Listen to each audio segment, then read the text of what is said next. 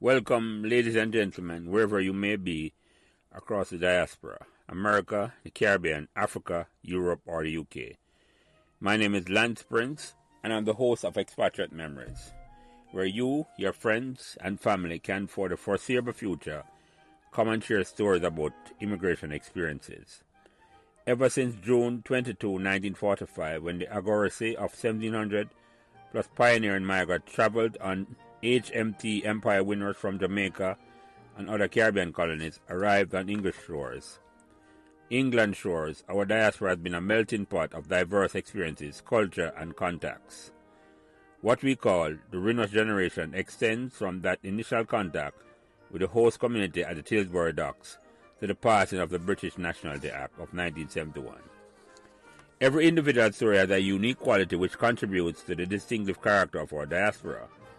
It will be beneficial, therefore, if our great-grandparents, parents, children, and grandchildren of the Windrush generation would come together and take this opportunity to share experiences. An appreciation of the immigrant journey would be enriched and foster a greater awareness of the value of their contribution to the host community as well as countries beyond. We know so far that Expatriate Memories, a series of conversation, has already attracted the support of a majority of thousands upon thousands, including in the diaspora today. But true success depends on whether we are all committed to making that happen. As far as our model is concerned, it is definitely participative and inclusive.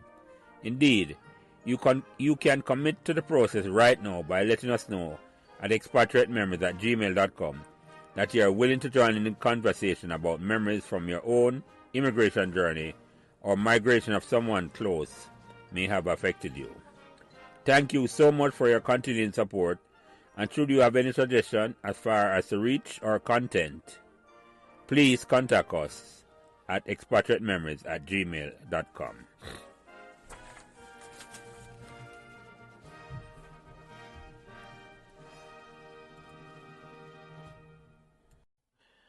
Thanks for joining the conversation. If after listening to these discussions you would like to participate, please remember that our motto is, the more memories the better. We invite you, therefore, to let us know you're interested in sharing your own memories by simply reaching out to us by email at expatriatememories@gmail.com. Thank you. Welcome everyone to Expatriate Memories. I am Lance Prince. These are a series of conversations in which your Caribbean family and friends share stories of immigration to countries where their dreams for prosperous and productive lives seem possible. One of the most significant waves of migration from the Caribbean is known as the Windrush generation. Her Majesty's troopship Empire Windrush carried 1,027 passengers from Jamaica and arrived at Tilbury Dock on the 22nd of June, 1948, 75 years ago. A letter 15 days later from Prime Minister Clement Attlee to a British Member of Parliament said in part, and I quote, "I note what you say, but I think it would be a great mistake to take this immigration to the UK too seriously.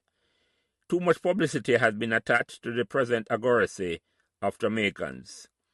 The majority of them are honest workers who can make a genuine contribution to our labor difficulties at the present time." End of quote. Its arrival had become a symbolic of the generation of Commonwealth Caribbean citizens who came to live in Britain between 1948 and the decade during which several former British colonies gained independence that ended with the passing of the new British Nationality Act of 1979. Today is Friday, May 5th, 2023, and I am honored to be your host and to have the pleasant task of welcoming to today's conversation my co-host, Jean Fosterwood. Go ahead, Jean. Thank you, Lance. And our guest tonight is Dewnette Reid, who, on the basis of her treasured memories, I am pleased to welcome to today's conversation.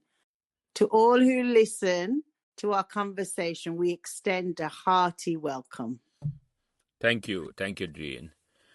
And Duet, I won't call you what I know you as Dar or D, right? Because that went to something tongue. But the first thing I need to find out is, how do you get that wonderful name?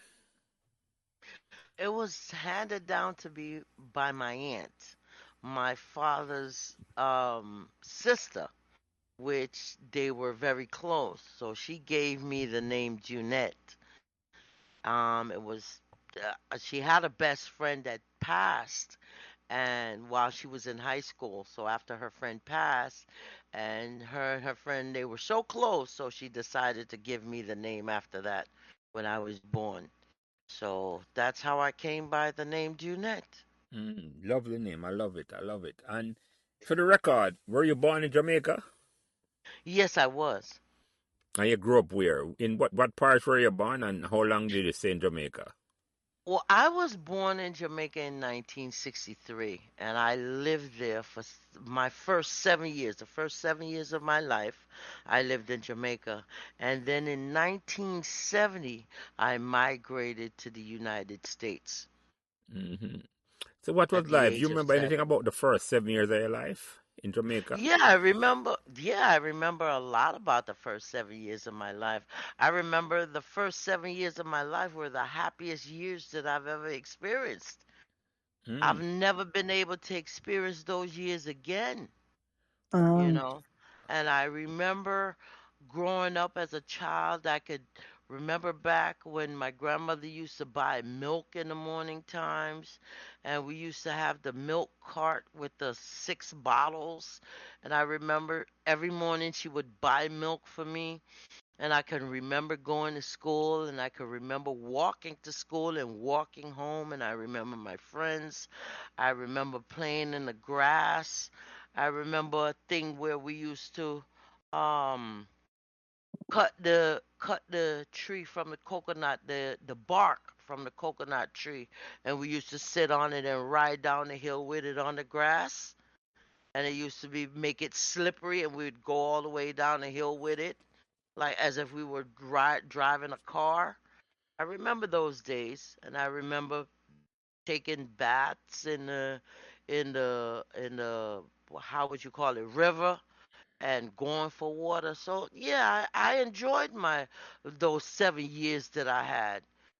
And I where enjoy. exactly did you grow up? Where exactly? What parish? What district in I Jamaica? I was in Hanover. I grew up in Hanover, in a parish of Hanover, but a district called Patty Hill. Mm-hmm. And it's okay.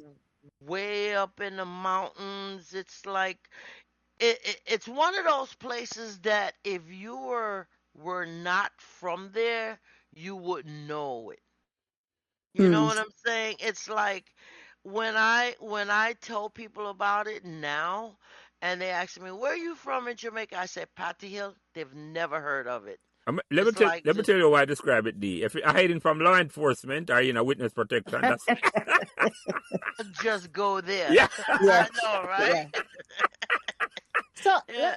let me ask Dee, how come you emigrated? So you were obviously having a fabulous life. So Uh-huh. what was the decision for you to emigrate at that age, and how did that all happen? Well, of course, at 7 years old, I don't have a choice. I Yeah, don't make any exactly. decisions for Yeah. myself.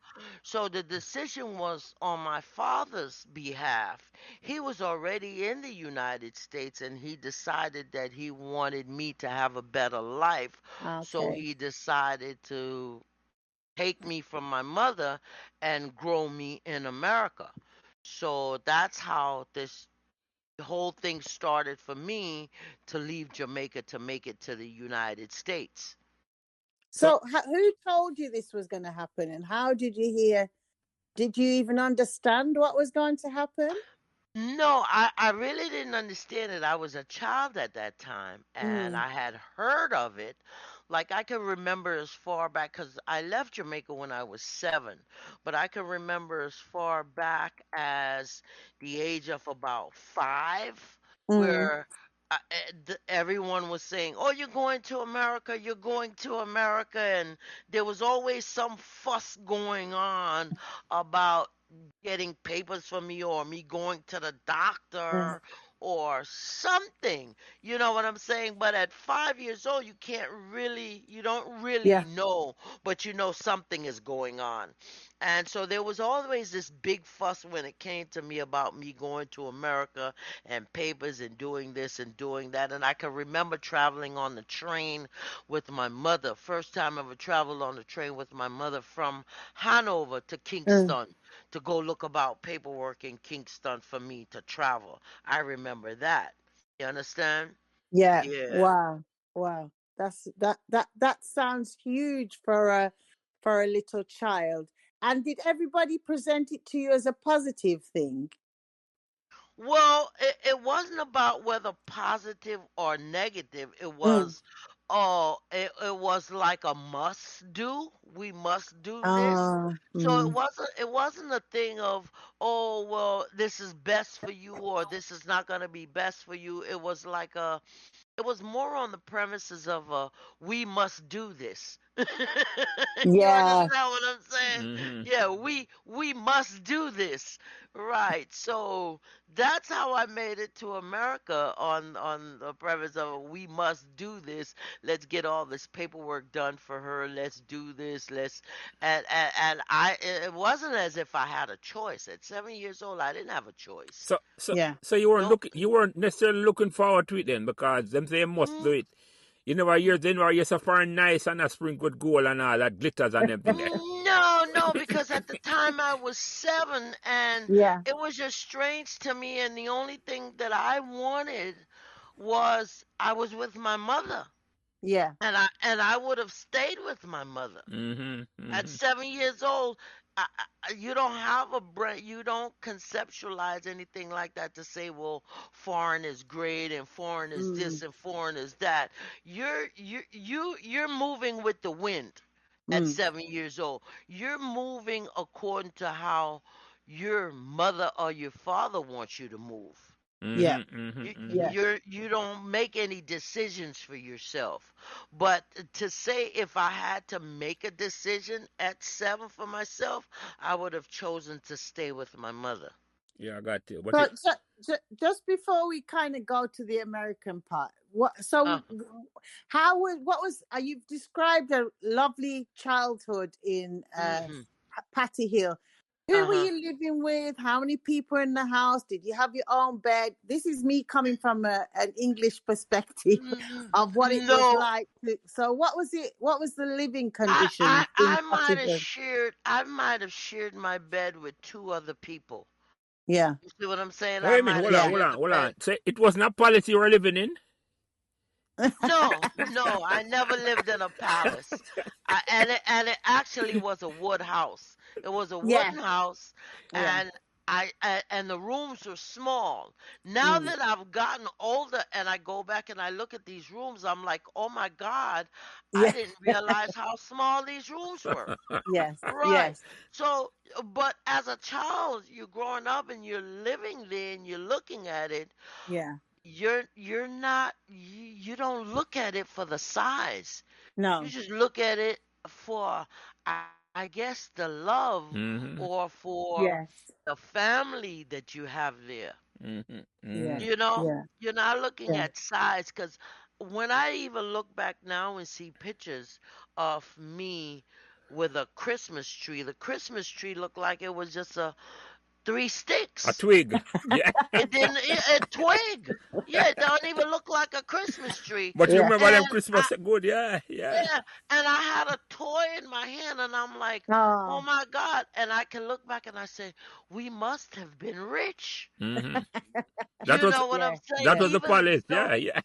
yeah, even though we weren't rich, but when I look back at these pictures, and I'm like, oh my God, nobody could not have told me that I was living in poverty, because yeah, I didn't see I poverty. never feel it. My I never yeah, feel it or seen it, yeah, Mm-hmm. right?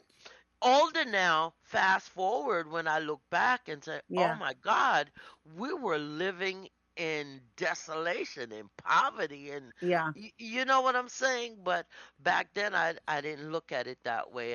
And you were saying if I had my own room, no, I didn't. I shared a bed with two other people. Yeah. And when I went to the bathroom, my bathroom was an outhouse. My bathroom Yeah. was right. It was infected with big cockroaches. They call them palmetto bugs here. But back when I grew up, it wasn't palmetto bugs. That's a fancy name for them. Yeah. They were just big cockroaches, and it infested that outhouse. But we learned to live with it, Yeah. and we were friends with the cockroaches because you knew once you went in that outhouse, that was it. Yeah, It was yeah, just yeah, yeah. you and Yeah. the cockroaches. You know Yeah. what I'm saying? Yeah, I So have to explain to the people who listen there, because I know what you're talking about. That's one of the reasons why I never liked to go country at all. That outhouse bathroom, it yeah, wasn't that flush outhouse. toilet, no. Yeah, No. no, it wasn't. No, it was not. And you could look down in it and see everybody else's feces. You know what? And not only could you look and see that, but you could smell it Yeah, too. yeah, Oh gosh. Yeah. yes, You yeah. could smell it. So I mean, this is how I grew up. But at 7 years old, none of that affected me at No. all. That Like was I said, normal life for you, wasn't that it? It was was normal normal life. life, right? Yeah. That was Yeah. normal life. You But it understand? And I sounds can, like because you were very loved and you had the freedom of sliding down the grass and walking to school, that's what made it good. yeah, It wasn't how things looked, it was how you felt. exactly. And then, growing up at home, most of the time I was with my grandmother. Yeah. And so my grandmother treated me good. I Mm. mean, Mm, I didn't have a problem with my grandmother, and I mean, I had little chores, go catch water, because mm. water was always a problem. Every evening I had to go with a bucket on my head, come back with water, fill up Ah. a big barrel and stuff like that. And Mm, but that was pretty much it at that age. Just go catch some water. And mm. they gave me the smallest pad because I was the No, smallest one there. hold on, D. How far you had to walk bucket water? So no pipe never run to the house? I want to say no, there was no pipes. I want to say to go get the water and come back. You want to say maybe a good half a mile or three or Three, half a yeah, mile. about half a I'd mile, say yeah. about a Ah, half a mile. Yeah, ah, Yeah, yeah, yeah, yeah, you yeah. could have said it was about half a mile. It wasn't mm, that No, bad. it wasn't so Yeah, bad, mm. yeah. But yeah. it's down and uphill if I remember right. That's to go down and then come Yeah, up back, go yeah. down and Yeah, then come back up. Yeah, Yeah, it yeah. was a yeah, down and up, so you had yeah, to have a strong neck to carry this water on your head because you had to have a strong neck, or if mm, your neck wasn't strong, you better be sure you had strong arms. Yeah, You yeah, yeah, know what yeah. I'm Yeah, saying? yeah, yeah. Yeah. Yeah, yeah, So yeah. that was my life yeah. then, So, you so know. you had any cousin growing up in Patil? Yeah, I had a cousin, and Lana was my cousin, and she lived with me at the house there, but she moved away before me. She went to like the town area of Jamaica Kingston. when Yeah, we were Kingston, right? yeah. So we were together growing up, but then after Mm. a while she moved away. But from what I understand, they moved her away because of the fact that I was going to be away, and they didn't Ah, want her to be by on our own. herself. Oh, I Yeah, didn't know that. yeah, Right. Oh, really? So yeah. Yeah? yeah, they moved her away because they knew I was going to be gone, and they Yeah, didn't want her to be there by herself. So that's why she was moved. yeah. Oh, Oh, I wonder Yeah. if Lana knew interesting. I that. didn't know I that. didn't know that Yeah. either. She knows. She knows. Okay. Yeah. Mm, You got To mm. some inside extent. scope. No, Yes. no. Well, I think she knows to a certain extent. Yeah. You understand? Yeah, Yeah. yeah, yeah, That yeah. that that she was moved because of that. But Yeah. that was very thoughtful. A lot of people might think about her from then. That was very, very thoughtful. Yeah. Yeah, Yeah. yeah. They Yeah. moved her before I moved away. Yeah, yeah, yeah. Because Yeah. she should have been alone then, because you and her grew up She together would like have. sisters. Up to a certain age. Yeah, Exactly. yeah, yeah, Mm. yeah, yeah, yeah. Exactly. Yeah, She yeah. Mm. was like my bigger sister. She was my caretaker when Yeah. no one was around. Mm-hmm. Mm. And she enforced the rules, and she did everything, and of course, you know, yeah, I don't even want to talk about that. We used to get into a lot of fights then, and I think we get into a lot of And the fights fights now. now. Yeah, it didn't change. It didn't change. Yeah, Yeah. Yeah. didn't Oh, change. good. But I had a wonderful 7 years Yeah. from birth up until seven. Yeah. And I still look back at those years, and I love those years. Those were my best years, I think. Yeah. Full of love, life, and Yeah. laughter. Yeah. Yeah. So, but Is it? So, go on, Lance. Yeah. no, no, you go Sorry. ahead, Gene. You go ahead. You go No, ahead. I was just going to ask, given we've kind of explored that a bit, so how did you get to America? What was the journey like? And, what was your first impressions when you got Okay. here? I remember landing at John F. Kennedy Airport in New York. I landed in New York. This was in January of 1971, actually. Mm. And it was cold. And I Oh, yeah. remember my father bringing a coat to me. He brought a coat. Mm. And I never forgot the coat. It was a little fluffy, shaggy coat, right? I never forgot. It was brown too. Mm. And my first impression when I landed, first of all, I've never felt anything like that before in my life, the cold. Mm-hmm. Yeah. So that hit me right away. I'm like, oh my God. And then the Mm. snow. And then it was my first time seeing snow. And also the lights. Those are the two Oh. things I remember coming to America, the snow and the lights. I had never in my life seen so many lights all in one Mm. place at a time. That was a rude awakening to me at 7 years old. I'm like, oh my God, where did all these lights come from? Like lights up on Yeah. lights up on lights. Mm-hmm. Yeah, I never forgot that day that I landed. It was a night too that I landed. It wasn't even in the day. Yeah. Mm-hmm. Landed in the night, and it was lights and snow and cold, and you know, Yeah. yeah. Mm-hmm. Mm-hmm. That's fascinating, Dar. You know what? I'm just thinking I'm the total opposite. When I went to Jamaica, I couldn't understand in the country the total dark. It was like, Well, where are the lights? right. So you see, it amazed me when I got here. I was like, Yeah. lights. Where did Yeah. all these lights come from? Yeah. Right at seven Yeah. years old, it was like Yeah. so amazing. Yeah. Like, Yeah. Yeah. yeah, Yeah. and then the snow. So those were the two things that I remember distinctively after landing at John F. Kennedy Airport. Those are Wow. the things that I remember. Yeah. The Yeah. lights and the snow. And how was your flight? How was that journey? Because Well, well, that's your first time flying as well. Were you on your own? yeah, Who was looking yeah, after you? What? well, that was my first time ever flying once Yeah. they got my paperwork together, Yeah. right? So now I was going to America. So back then in 1971, they had what they call stewardess. They now call them Yeah. flight attendants. Yeah. But Yeah. back Yeah. then, we called them stewardess.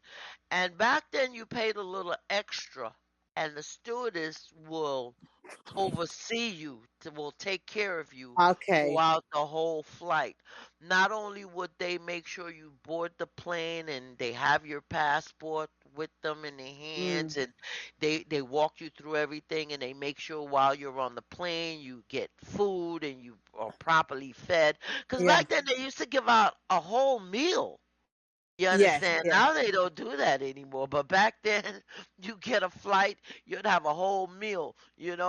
So the stewardess, as they would call it back then, is who I traveled with, and my parents or my father paid extra so that Mm. they can, you know, take care of me throughout the flight.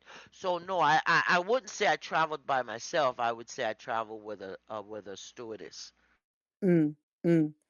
And Yes. what once you got outside of the airport, because I can imagine there's traffic as well, there's yellow Yeah. taxis, or Yeah. how was all of that? And Well, how the did you other thing, also how did you feel, Dar? You've left this life where you're very happy, you feel very safe, very loved, having lots of fun. How did you feel? it didn't hit me yet. It took a All couple right. of days. It took a couple of days. It didn't when I landed, it didn't hit me right away Yeah. that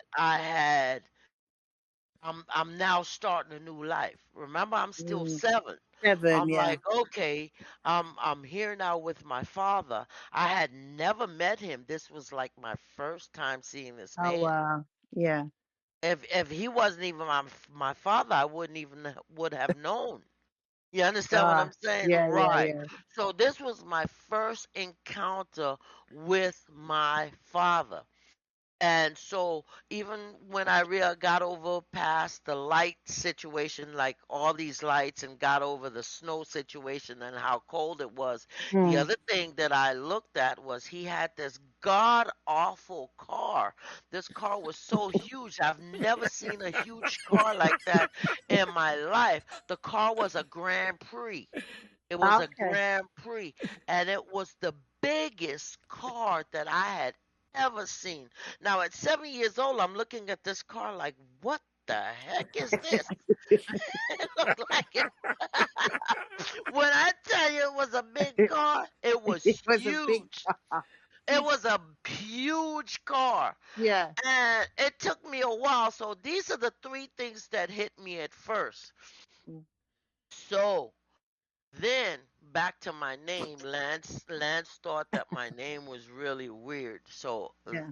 3 days go by, and I'm in the house. Of course, um, he has to get me ready for school.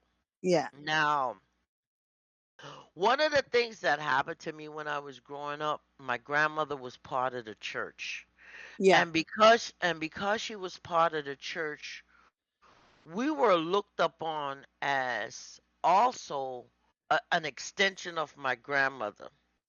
Yeah. So the church had a school, and I was Mm. going to that school after I left, like the little baby school in the district. Mm. We had a little school in the district for when you were like about 1 to 5, but then after that, or 1 to 4, after that, you left and you went to another school.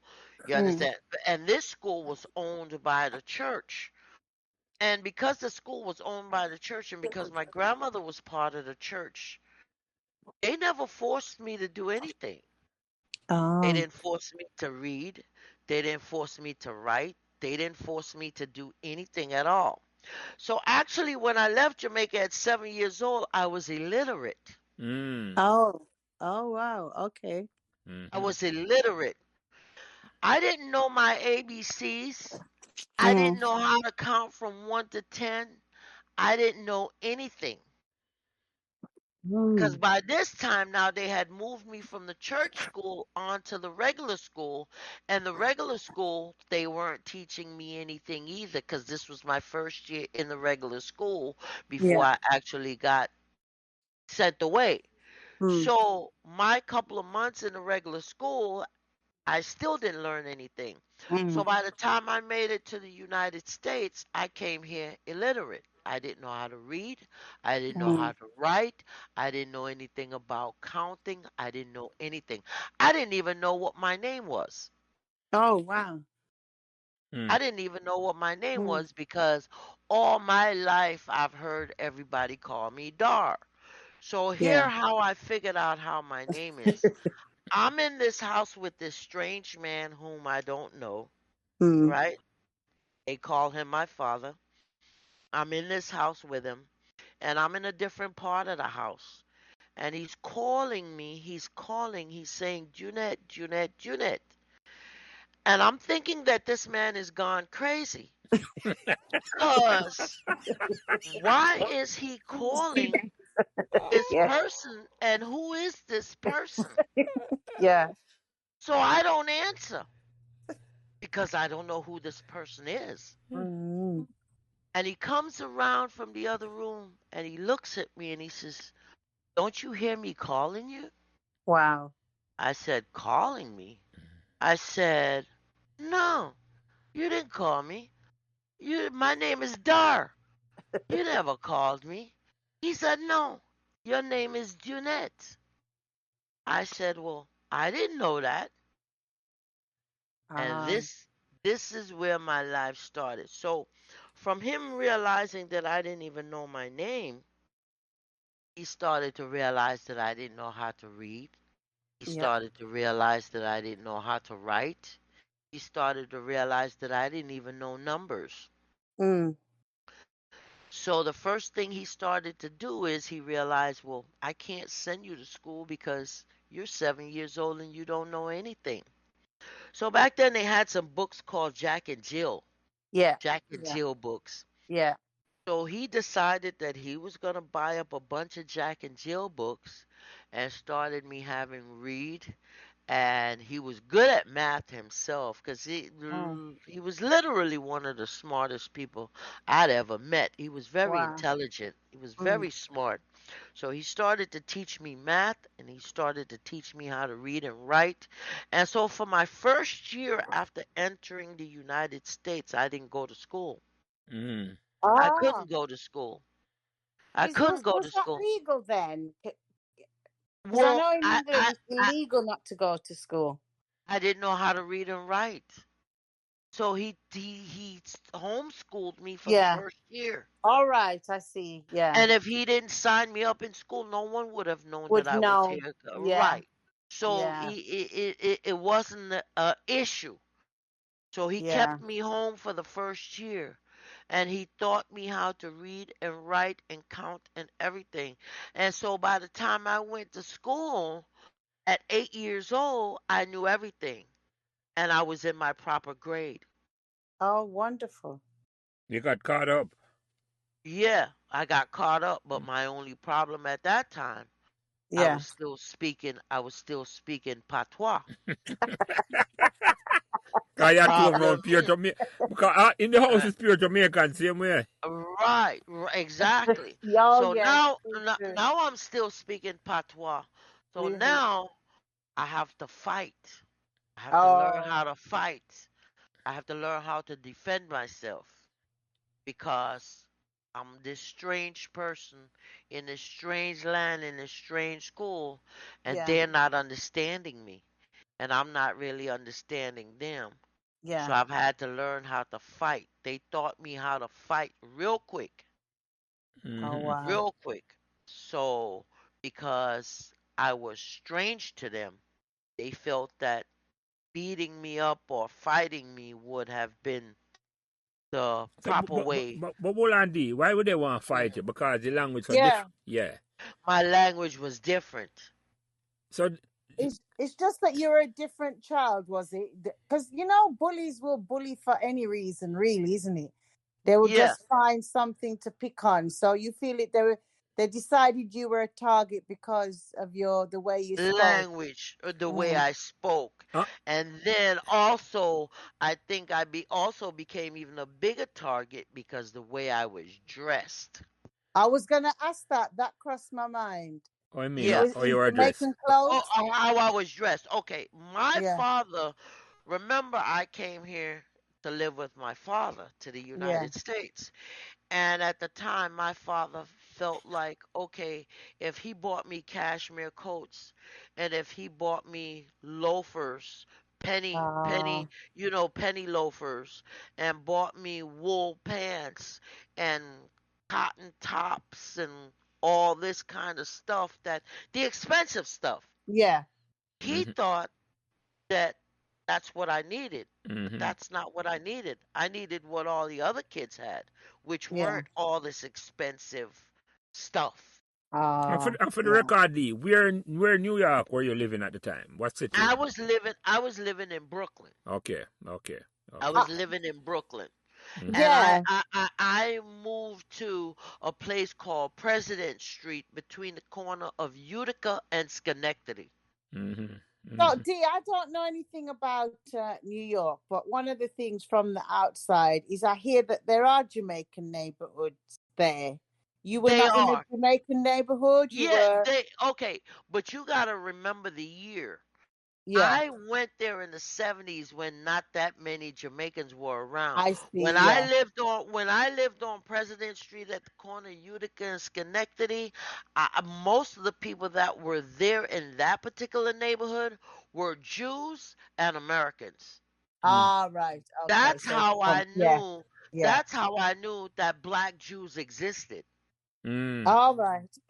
because you even had black Jews Mm, over in that area. Mm-hmm. Lots of them.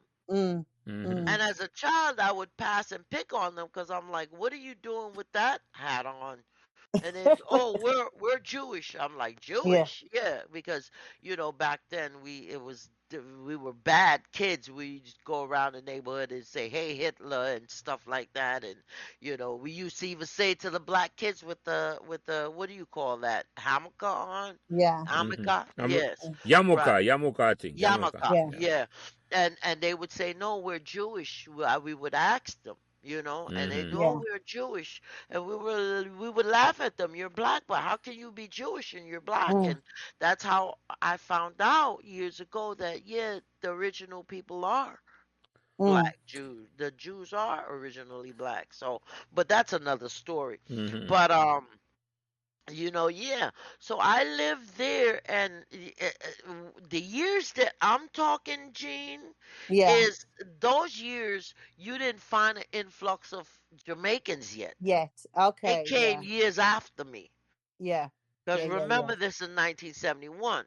So in 1971, one of the things that opened my eyes to America was I'd never known prejudice.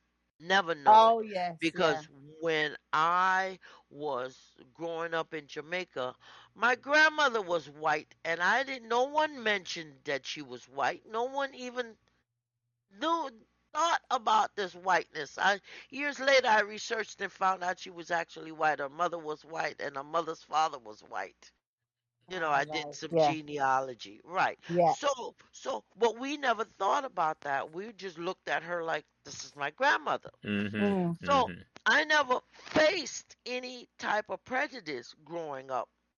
Mm-hmm. When I came to the United States in the 70s, yeah, these people, the actions of these people and their attitudes and how they were moving around was as if they had just came out of slavery. all right. And which people you're talking about? White or black? I'm talking about the black people that my father was around, that he had me around, or the Oh, people yeah, in the neighborhood. yeah, Their attitude, right? And back then, if you were able to buy a car, you were only able to buy like a little bug, the little mm, VW You don't go bugs. bug them. Yeah, yeah, the yeah, beetle Right. them, yeah. yeah, The Beatles, and back then those Beatles were mm, coming straight out of Japan. Mm-hmm. Mm-hmm. You see what I'm saying? Mm-hmm. Mm-hmm. So if you even had one of those cars back then, your other black friend would look at you like, "Oh, you're stepping up in the world." yeah.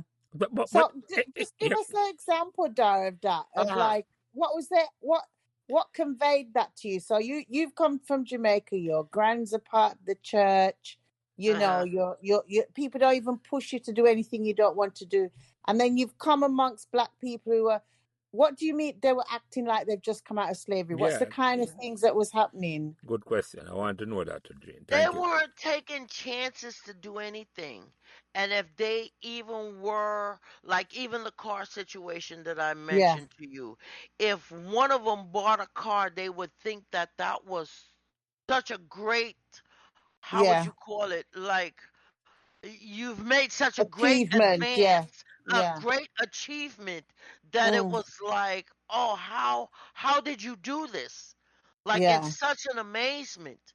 And the way that they would talk and the way that they acted, Mm. you could see the They were how could disempowered people. They, Right, you yeah. could see that, and you could see just the way they interacted amongst each other.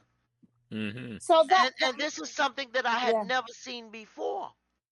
So how did that impact on you? Did it make you feel like even more like you're going to do your own thing? Or did you feel like it started to make you feel like you need to withdraw and become more subservient? Or how do you Oh, feel it impacted on you? okay, well, that didn't have an impact on me because here it Okay. is. I'm young and I'm Yeah. still growing up. It didn't impact me in any kind of way, but I could see the difference between them Yeah. and where I was coming from. Yeah. Yeah. So it Yeah. didn't have any impact on me whatsoever. Um, what what took a toll on me over the years in this country, or what played a big part on me, the amount of control you have over yourself as an individual.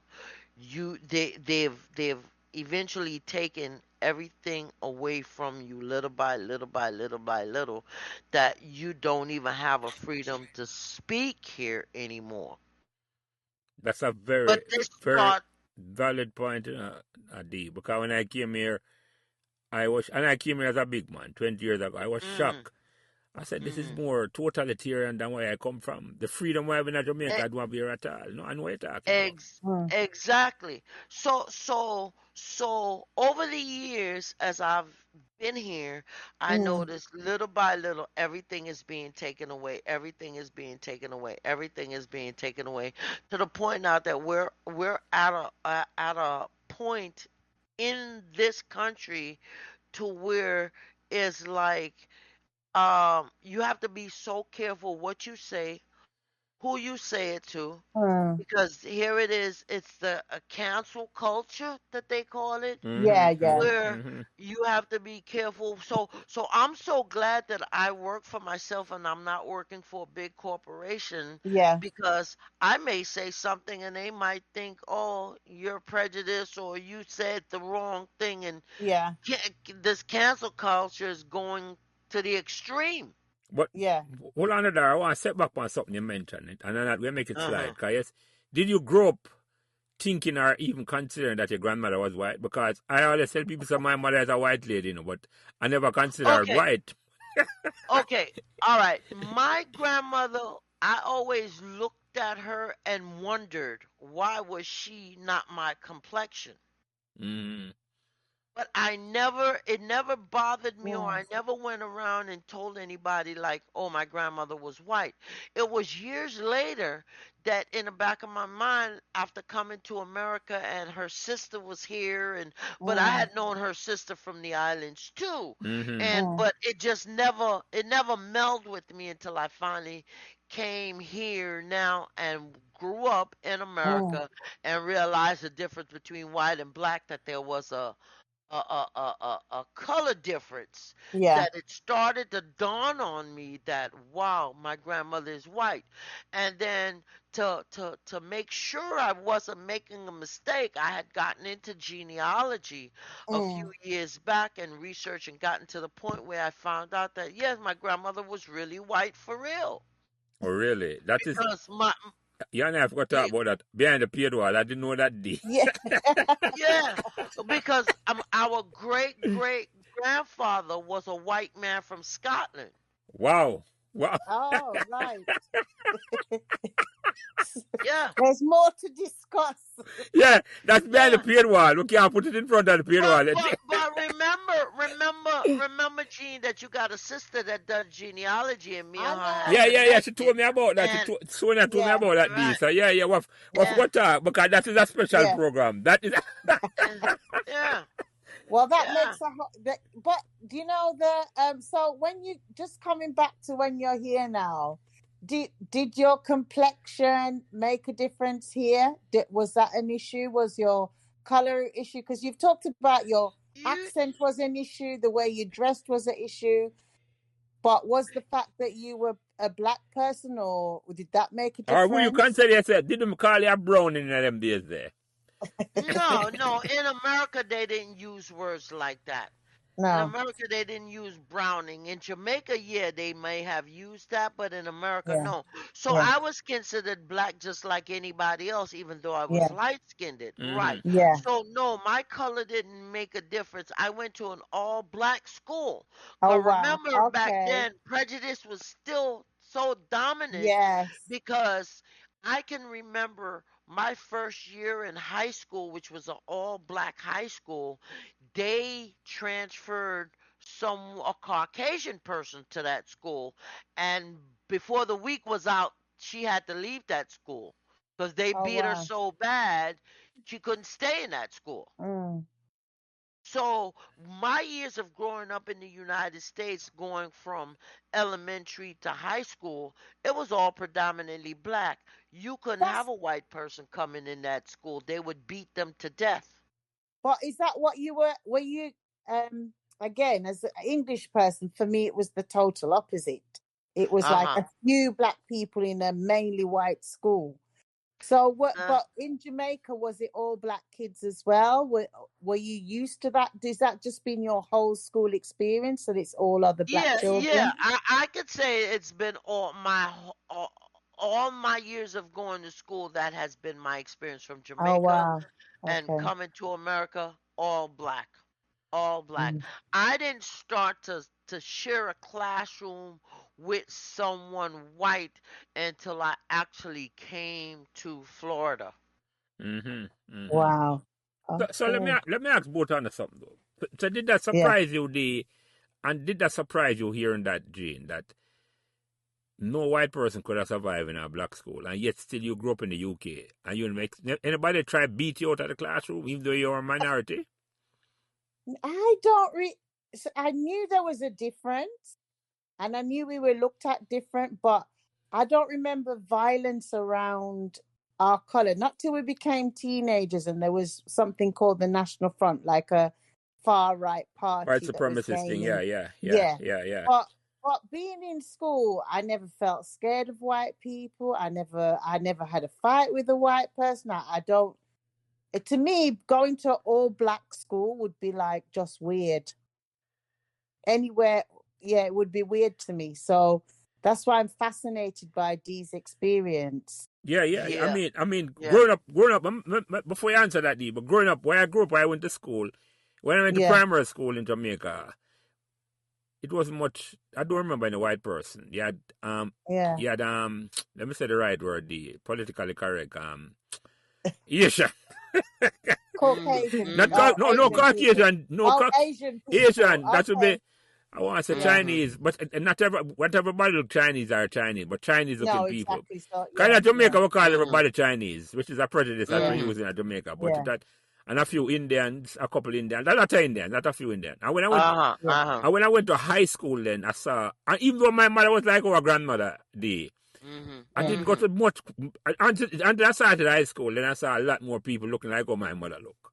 But the color thing never wow. Right, come up at right. all, D. The color thing never came up at all. Yeah, yeah, Yeah, because in Jamaica, we don't look at color No, like that. You no. could be white, you could be black, you could be yeah, Chinese, you even have Jews there. Yeah, yeah, yeah, And we don't look at color. I didn't start looking at color until I came to the United States because I didn't know yeah, anything about color. Mm-hmm, yeah, mm-hmm, yeah, yeah, yeah, mm-hmm. Like I said, I grew up, my grandmother was white. I never yeah. even thought about it. Mm-hmm. So I came to in your neighborhood, Dee, was everybody black as well in your neighborhood where you exactly, live? Oh, exactly, right. I see. exactly. Yeah. But you didn't feel That is welcome. You Exactly. didn't feel welcome at all. No, I never felt welcome in the United States. There was just something about this place that I just never could put my finger on to say, mm. okay, this is home. Mm-hmm. And let me You ask. And it, understand what I'm saying? This was never home for me. Yeah, yeah. This was just a place to come and I guess work and get an education, but to call it home, it was never home for me. Yeah, so where do you call home if that's if that's not a silly Well, question? I still You call call Jamaica home? home. Oh, Yeah, you do. I still Okay. call Jamaica home. yeah, Yeah. yeah, yeah. You understand? I would Yeah. never call this place home because I could never see myself settling here to say, come and settle here, to live the rest of my life here, to die here, to be buried here, to no, No, no. dear. All I can tell you as a 7-year-old for go through that shock that we are talking about. Forget about the weather, I couldn't deal with that. But just the fact that people I go want to fight you because you're different and you and them have the same Oh. complexion. I can't wrap my head around it Yeah. at all. I cannot. Yeah. Yeah, they were fighting me hard too. I had to learn how to fight So hold on. Who were real fighting you? quick. Girls or boys? Anyone that wanted to fight. So what they want from you? What do they want from you? What they want from you? The thing was, I was different, Lance. Yeah. I was Yeah. different. So once you're different, back then I don't know about now, but I know when I was growing up, once you're in school and you were different, they just feel like, okay, let me just beat on her because she's different. I can't. But you know, that's not an unusual thing. That's why Yeah.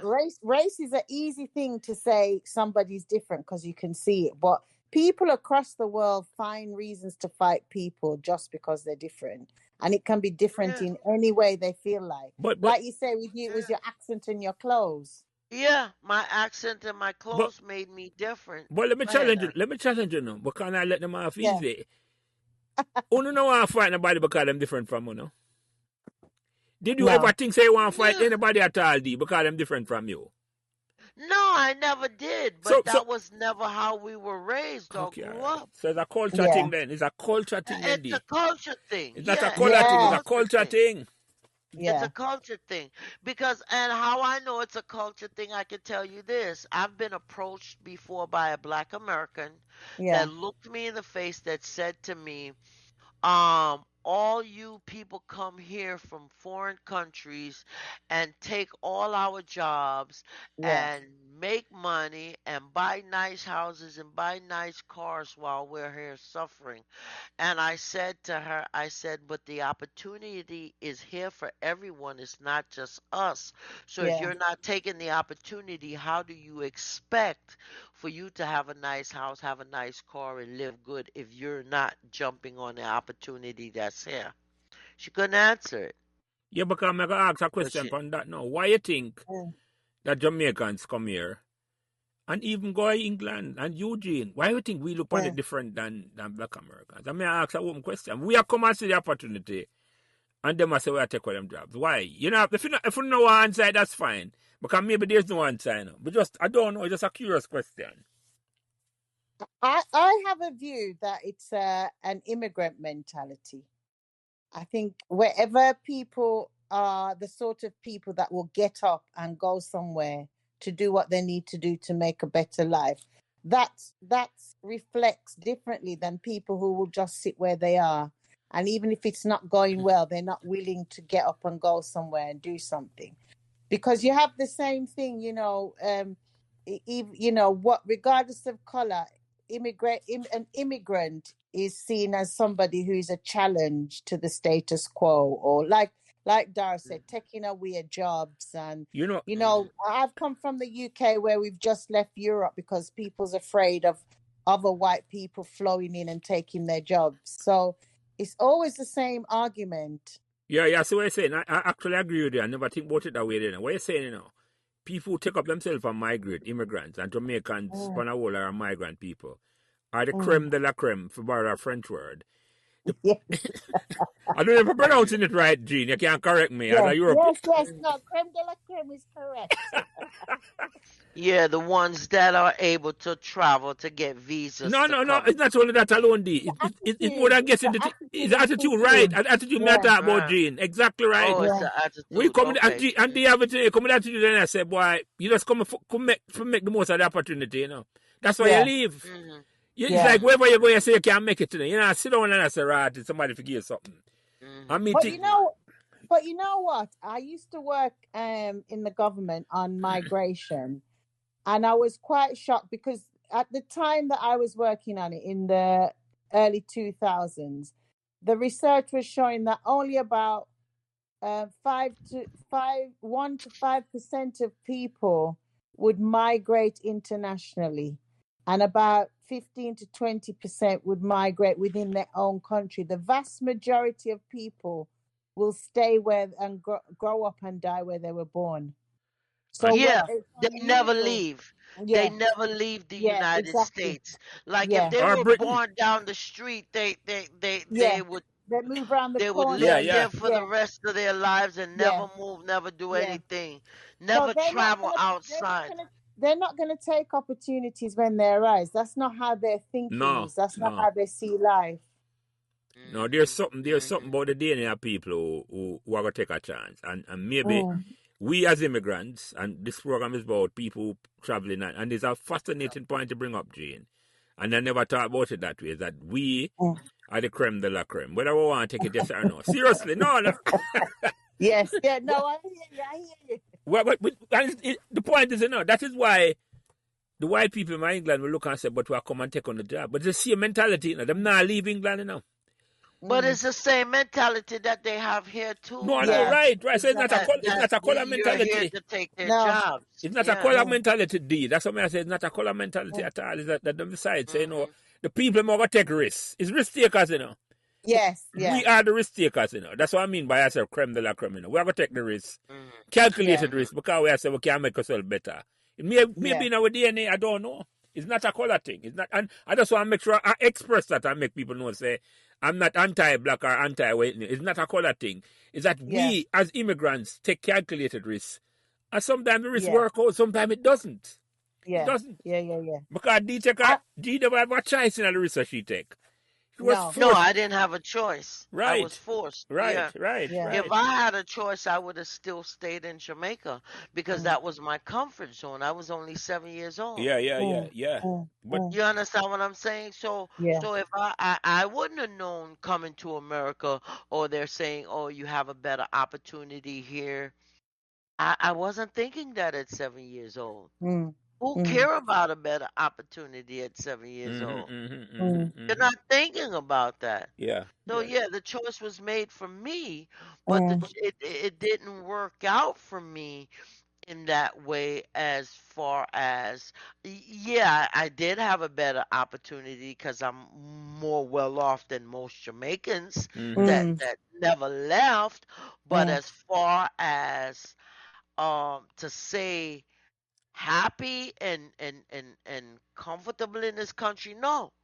mm, I think if I had stayed in Jamaica, I would have made the best of it and did what I could too. And who knows if I would have been better off down there? No mm, one knows. Yeah, yeah, no, You mm, right. understand? You're right, Yeah, D. mm. I could have lived in Jamaica and still been came out good, better than even being in America. Yeah, yeah, yeah, You Mm, yeah, yeah. understand? Yeah, Had a better definitely. career, done better for myself. No, you mm, have done No, wonderful, D, for somebody who no came one here. knows. And you think about it, you came here and you were illiterate. And yeah, Yes, that didn't stop your father. I said, not gonna make no. any yeah, difference at all. I mean, I can relate to that, because when I came here now, you wouldn't believe this, D. My Mhm, younger son, and we can't talk this publicly. mm, mhm, He might go prep school, D. He might go, I mean, I'll call mhm, it prep school, because I don't embarrass the prep school. Guy, not to do the prep school. mhm, mhm, People who hear this, mhm. maybe with prep school music ago. The prep school in Jamaica at Jane. Yeah. You have to pay money, and the public school, may I send him go Jane. mm, And when he mm. come here at 6 or 7, that's about the age. Yeah. I realized him couldn't read either. Oh, okay. Okay. Say, There no, you not go. read where that. So you see. But what did happen? I think what happened, the teacher, him never liked the teacher. The teacher used to beat or lick him, lick some student. Mhm, All right. Yeah. And my mhm. son is a son where if violence had come against him, is like me. In a different way. Him rebel, me have a cuss, but him a rebel Yeah. and draw, but him never learn nothing at all. So me have to take, like your father did, I had to go Mhm, order the mhm. Hook and Phonics book, and me teach him how to read and write. Yeah. We did that. Mhm. Yeah. Me never take him out of school. Me still send him go to school and all them with it. Mm, But at the same challenge that I'm go through. But go ahead. I don't want the Yeah. story about me at all. I just say, Yeah. don't Yeah. think the story is not. I relate to that story. You can relate to it, Yeah man, right? yeah man. Yeah. yeah. That you come here, So but and the reason why I ended up being illiterate is because they were shielding me because of my grandmother. Yes. yeah. Trust me Yeah. when I tell you this, Lance, because I experienced it and I could look back and say, "Oh my God, they Yeah. were shielding me, babysitting me. I was I was a teacher's pet." But Yes. I'm more than that in the day. Because me never shield my son. But guess what? Me I pay money for more prep school, so I think say I learn. Yeah, Right, yeah, but yeah, but, uh, but I'm talking about with this church Yeah, school man, I mean, I thing that understand I your was in. position, man. Yeah, Yeah, yeah, they yeah. were connected. They were connected. yeah. And then let me So, Because ask, let me ask, the woman that ran the school, she was the Sunday school teacher for the kids at the well, let church. me ask you yeah. something. Let me ask you something, B. Let me ask you something. And this is, I know the answer, but I've asked a troubling question. Yeah. Can you say your grandmother? I know my, our grandmother, right? And she look white, just like Mhm. how my mother look. And some of them look white, and Mhm. some of them not Mhm. so white, right? Yeah. Mhm. Did them afraid of your grandmother because she white, or because she just named, she just a fiery woman who them afraid of? Okay, I don't think it has anything to do with that. I think because of the name and the legacy that they'd been in that District. town for a while. Right, they have history there, and the Wood name has gone a long way. Because Oh, remember, say yeah. So I don't think it's because she was fiery. Because remember, she was a very petite woman. Yeah, So I yes, small. don't yeah. think it has anything to do with her personality or her fiery. It's just that the name goes a long way. It All was I right. remember more our of the first name. name. Remember our first name, just confirm it in a Yeah. root wood. Yeah. Well, she was born. She was born a Donaldson, which was her mother Her gave dad's her name. Yeah. Donaldson, but her father was a Harvey. Yeah, yeah, that Yes, I know, yeah, that I knew, that I know. My Right. yeah. father Her was a hard. father was a Harvey. So one thing I can tell you about my grandmother, and I mentioned this once, and they almost cut my throat for it, is I said one day in front of dinner with the family, I said, I don't know what to call her, Harvey, Donaldson, or Wood. Mm-hmm. And your mother, Lance, you know she loved her mother to death. Yeah, man, yeah, She yes, said, I know. "Don't you say anything about my mother." And I'm like, "Okay, I'm sorry, I didn't mean to." No, you can't mention nothing about our mother. That I know. Don't worry. No, Yeah, yeah. I yeah. got That's Well, see, true. I didn't know that. I didn't know that at the time, no, no, and don't worry. I just I felt the go wrath of ahead. that too, because unlike you, I didn't have a good relationship with my grandmother. And it's the only grandmother I know. Full Mhm, disclosure. I say I'm saying to you.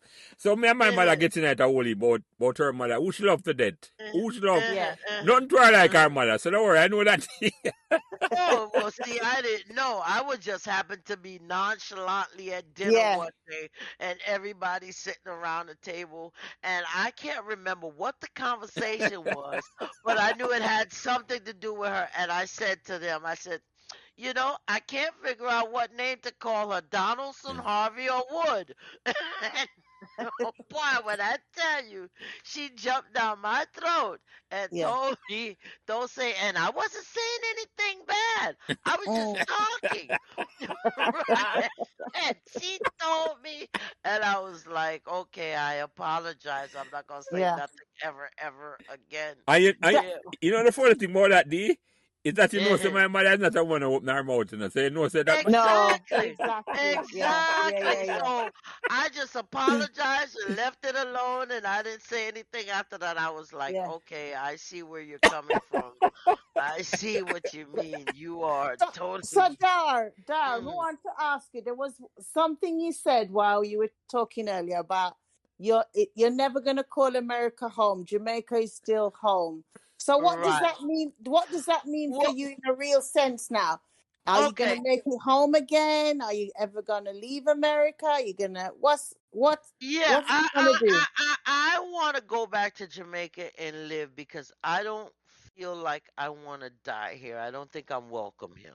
I just don't feel the welcome here. Yeah. And not only don't I not feel the welcome here, I don't feel this is a place that I want to be in my old age because I've lived here since the 70s, Mm, 1971, and I've mm, seen how this country transitioned into what it is now. mm. And it hasn't been a good transition. Everything has just been negative as to what's going on. Back then, you didn't have all these school shootings. Back then, Yeah. you didn't have all these, even though there was prejudice and it was evident, it Yes. wasn't just so bold-faced or anything like Mm. that. And my worst times ever in my life was just being in America. I I see. can't really say that America has been good for me Yeah. mentally. I've Mm. had to make myself mentally good. Yeah. Understand what I'm saying? And I'll tell you why. Because growing up here with my father, and this is something that I'm gonna mention. I didn't come here say like most people. I came here adopted. I came here as an adoptee that no one knows. Very few people in this family know Mm. this. I didn't come here to say I came here to my father. No. I came here, if you look at my immigration papers showed that I was adopted by two American citizens. And I'll tell you Oh. why Mm. my immigration papers show that. My immigration papers show that because at the time when my father was trying to file for me back in the 60s, before, because I didn't come here till 71, so he Mm. started the process back in the 60s, like 68, 69. Mm. Now he was a cop. He was a police officer in Raytown Mm. back in the 60s. Oh, I didn't know So that. Yeah. yeah, Mm. he was a police officer in Raytown back in the 60s. So when he left Raytown, how he made it to America was he came here on a visiting visa because All right. they allowed him a visiting visa because he was a police officer. When he Mm. applied, they approved him. All right. Mm. So when he came here, he was one of those slicksters. So when he came here, yeah, he was one of those slicksters. So he came here in the first year he was here. Well, not the first year. As he came here, Mm. just to visit, he never went back. And Mm. he applied to the government to change his visa status to say he wanted to go to school here. He wanted to be a student. Mm-hmm. Now, he Mm. came here in 62. When he came here in 62, he left my mother pregnant with me, Mm. right? All right. Yeah. When he came here in 62, my mother was already pregnant with me because how my mother got pregnant is she left Hanover and went to Kingston in Raytown because at the time Mm. your We're motherlands living in had an Raytown, yeah, man. apartment, Yes. was living in Raytown. 16 Ray Street to be exact. I know the address good. Yeah, Right. yeah, man. Yeah, yeah, Okay. yeah, yeah. All right. So my mother decided she was going to come to town and live in Raytown with our sister then because there was more than one of them living Yeah. there Yeah. and look a job. So the job that she come there to look, she never do nothing more than meet my father who was a police in Raytown. Mm-hmm. And that's how I was conceived. Mm-hmm. Mm. So in 1962, he left her pregnant with me. Mm. When he left her pregnant with me and he came to the United States on a visiting visa, he never went back. He Mm-hmm. Mm. applied to the U.S. government to change his visa status. The U.S. government told him, no, we can't change your visa status. He said, yeah, I want to change my visa status because I want to be classified as coming here to be a student. I Yeah. want to work in air conditioning. Mm-hmm. They Mm-hmm. Mm. denied him. They denied him. Mm. When they denied him, months later he got married. He got married in Oh. January. He got married in January of 63 and I was born in February of 63. All right. Mm-hmm. Yeah. Mm-hmm. Okay? So I never met my father until, like I said, remember I told you, until I came to this country at Mm-hmm. Yeah. the age of 7 when I met him. All right. So when he got married in 63, he started filing paperwork for me. Back then, the immigration laws were different. Yeah. And Mm-hmm. how the immigration laws were different was he could not get me as a child if he didn't have a woman in the house. Oh, I didn't know All that. Yeah. right. Right. Yeah. You couldn't take children, just randomly take As, children all like right. that. Yeah. A father couldn't Right. file for your daughter then. Exactly. Mm-hmm. He Mm. could file, but he would have had to have a woman in the house. Yeah, okay, Yeah. okay, To okay. that when I come, there's a female there, there's To Yeah. a look woman after you. present, Yeah. Mm. right? That to look after me. Mm-hmm. All right. So, and here is the other thing that was happening in Jamaica at the time. Now, I was born in February, but my father was not around and he wasn't married to my mother. Yeah. So, back in those years, if you had a child and the father wasn't around and you weren't married to the father, your father's name does not go on your Birth birth certificate. certificate, Yeah. Yes. Yeah. Yeah. Yeah. Mm-hmm. right? Your father's name don't end up on your birth certificate. So because your father's name don't end up on your birth certificate, there was no way. They didn't have DNA back No there. proof that you were his child. Yeah. Exactly. Mm. So the only way that he could have gotten me here was after he got married and a few years went by and he filed for citizenship and he got his citizenship. So Yeah. now he was a citizen and the wife was already a citizen because she was an American that Yeah. he married to so that he could stay here. And so how my application looked for entering into the United States, it shows that I was adopted by two American citizens. Ah. Yeah. I got you.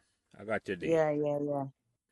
You understand? Yeah, yeah, yeah, Yeah. yeah. Yeah. Yeah. Yeah. So so I'm not here saying, "Oh, my father brought me here." Yeah, he brought me here. He was my legitimate father. Mm-hmm. But Yeah. my paperwork shows that he was just my adopted Yeah, parents. yeah, yeah, Yeah. yeah, yeah. Yeah. So because of the year that I was adopted, there was a cutoff. I can't remember the cutoff point, but I don't automatically get citizenship. Ah. Okay. Right, Yeah. because there was a cutoff Ah, I point. got you. I So got you. the government now is trying to retro to go back further, cover like my years so that I could automatically get citizenship under the fact that my parents were You, you, citizens you know, when I Yeah. was so that is what happening now, Gene. And you might be know if you shed light on this more. What when the Windrush generation came up recently, a lot of Jamaicans in the UK Yeah. going through that same status where they weren't officially became British citizens. And now the Yeah. government wanted to send them back home be and them have a home of them own. That. exactly. Yeah, Yeah. The government was trying to send them back, but obviously, the Jamaicans are saying sending these people to who, to where, for why. yeah, yeah, yeah, yeah. But also then it did come to the point where they actually started to I would say they realized the mistake they were making, the contribution that people had made to the country, and they put together what they called a Windrush program to compensate people and support people to get their citizenship where they hadn't been allowed to. And once they weren't allowed to get citizenship or have any legal status, it meant that they had quite a tough life in England. So I don't know if they're doing that here as well now, recognizing people in that way, and whether they're going to compensate people for how they were treated. But they compensated them in the UK. There was like a £30 million fund set up to compensate people. Oh, I All, haven't heard all I of know is that here. it's a big But mistake any government make Mm, when them mm, treat immigrant that way. They can if they, when them listen to this conversation, them know say the immigrants are the best of the best, and the people who are take risks and them want them in them country. yeah, Them affair, I mean, definitely.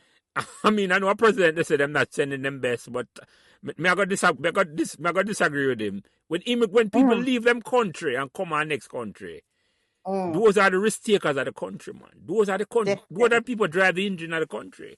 So no matter what them go, them are gonna make it, Don't matter what them go. Because Yeah, it's a big risk for you yeah. take up yourself. Because as you say, Jane, 85% of the people don't have no interest to move at all. No, no, From where them born no. and where them are go dead. Yeah. Yeah, yeah. Yeah, yeah, So, yeah. Dar, so what you're saying now? Are they going to? What are they doing about people, like you were saying, going back as far as when you came? Are they trying to rectify Well, things? they were trying to make the law to where they can incorporate those years into Yes. saying, okay, if you were born between this and this year, yes, you can automatically get citizen through adoption. But as far as it is now, I don't know what year it is, but I know my year is not included. Mm-hmm. And Ah, I so that, can't, right, so right. is that what you're saying is part of why you've never felt welcomed? Because you're actually No, not. no, no, no. I was No. just giving you no. The reason Yeah. why I never felt welcome or felt happy here is because I had other situations. All right. Other situations being okay, because here it is. So I was telling you the story about my father. Yeah.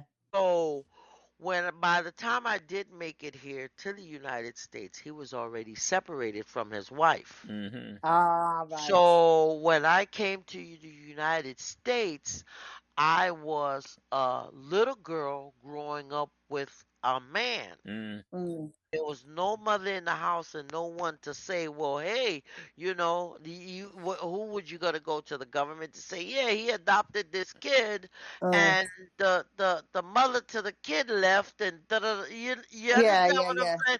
Because logistically, I was adopted by two people, so if I should have went with anybody, would have been the mother, correct? Because Yeah. Yeah. really, by adoption papers, he's not even really considered. He's only considered my adopted father. Yeah. Yeah. Yeah. Yeah. Yeah. You Yeah. get what I'm saying? So Yeah. basically, all I'm trying to tell you is somebody dropped the ball.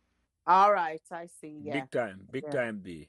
You understand? They dropped the ball. Mm. And he never went. Years later, fast forward before I finish telling you his story, though. Years later, fast forward, when I tried to apply to say my parents were citizens Yeah. and they should give it to me without even me knowing that the law didn't involve me, didn't include me. Yeah. One of the things that they asked me for was my final order of adoption. I'm like, what the hell is a final order Yeah. of adoption? Yeah. So he never finalized my adoption in the United States. Wow. Wow. I He will. adopted All right. me from Jamaica, but Yeah. even though he adopted me from Jamaica and I made it here, my order of adoption was never finalized in the United States. Mm. A woolly pa ball drop against it and there. It's a woolly pa Yeah. ball. Like. Exactly. So Yeah. so moving back to him now as to what I was saying. So here I am now in this country with a man to take care of me. Yeah. Well, the amount of abuse that I went through with this man, Oh. physical abuse, not sexual. I wouldn't say No. sexual because Mm. it was never sexual, Mm-hmm. Mm. but physical abuse. I was physically abused because on top of all of that, fast forward again, years later, we found out that he was a, what do you call those people that just their personality switch back and forth? What do you call Schizophrenic. them? Schizophrenic. Schizophrenic. He was a schizophrenic. By the All way, I right. didn't know. See, I think I don't even want to quote the number, but let me say a large majority of Jamaican men are schizophrenic. So I hear. He was Really? Yeah, schizophrenic. yeah. Somebody, I'm not So, going to so quote the you see, I'm percentage. not talking no lies No. here. No. No. No. You Lance. see, right? You see that? Lance. So everything I'm saying is coming through, right? Yeah. No. Lance. Yes. Me can't make, on behalf of Jamaican men, me can't make you just say But that I'm a like that. Jamaican man. But I'm just telling you, hold on I now. know, but No, hold on now. Is you're it, putting hold out on, to the world it's a the leading most half a psychiatrist. Jamaican All right, man let me correct schizophrenic. that. Because I do have no figure for saying He's that. just not. He's just not saying that, Gene. Yeah. He's saying this is something that has written in psychology papers I don't that know, is D. Guess known. what? Now? I Yeah. can't go back and quote the paper. Maybe it's a behind the paid one. Somebody tell me, say, I don't know. Let me leave it alone. Let me leave that one there alone. That's behind the paid one. No, you can't Yeah. leave it alone if you're gonna come with the facts another time. Because if you put out Yeah. one No, He's but not story, gonna no. next just. thing I'm not going to double up on that at all. But let me say, it is not yeah, surprising. Not a high surprising, D. number. Uh-huh. I know, I never say high Yeah. number, you know, a lot of them, a lot of men. All right. Lot of Jamaican Yeah. men are, So and not so to men alone, but people in mhm, general are schizophrenic. But mhm, I, mhm. Propensity. Okay, I all right. digress. I digress. Go ahead, D. Sorry. I, Yeah, no problem. So here it is. So I'm growing up with this man, and I didn't know he had issues, and a yeah, lot of the abuse that I went through. Because you gotta also remember back in the day when he was with the police force in Raytown, and they used to teach him. Back then, I hear they used to teach them how to torture people. Mm-hmm. Well, yeah, yeah, yeah, when they was in the police force, so I went through a lot of torture because that's what he knew. It was just torture tactics. that's So terrible. right. So Mm, my years here weren't that great. yeah, And when he would torture me and didn't know what to do, he would send me back home, and he even tried several times to deport me. And if it wasn't for my aunt, your dear mother, a lot of times I wouldn't have made it back to the United yeah. States lands, because it was my aunt, and I never forget, always make sure I had a ticket to come back. Oh, I didn't know that day. I didn't know that at all. I didn't know that. Yeah. But Garden, so tell us Uh-huh. when was your first trip back to Jamaica and how did you feel? Because obviously you were 7 when you left, it Okay, was all good, and then you go back for your first time. What was that But all okay. it's The about? voluntary. first She never go time back that I went, voluntarily. no, no. I when okay. So here is how I used to go back Yeah, to answer your question, Lance and yeah, Gene. All right. When he realized that I was gonna be too much of a problem for him, my first year here, after I was here, he sent me back to Jamaica for the summer. How old were you, day? And he started, by that time I was 8 when I went back to Jamaica for the Okay. summer. okay. So, So he started right away sending me back to Jamaica for the summer. That's Mm. how I'm able to know you and all my cousins and yeah, everything, yeah. I Lance. I remember that remember now, I said day. me used to come to Jamaica all the A time, town. Yeah, right? yeah. I remember that. I So remember that day. Yeah, right, yeah, yeah. and he would always send me back to Jamaica Mm. every year. That's how come I had a relationship with my mother and my brothers and my Yeah, family back yeah, home, yeah. because he would always send me. And every time he would send me, I would never want to come back. I would never want the Uh, summers to be over. I yeah, would always just want to be in Jamaica. yeah. Mhm. Mhm. All Mhm. right. They. You And understand? that was every year until what? You're about 16, Okay, 17. every year until I was about 15. Okay. About no, every year until I was about 13. Mm. Until I was 13, because then he got married after that, and then now it wasn't about sending me home to vacation in the summer.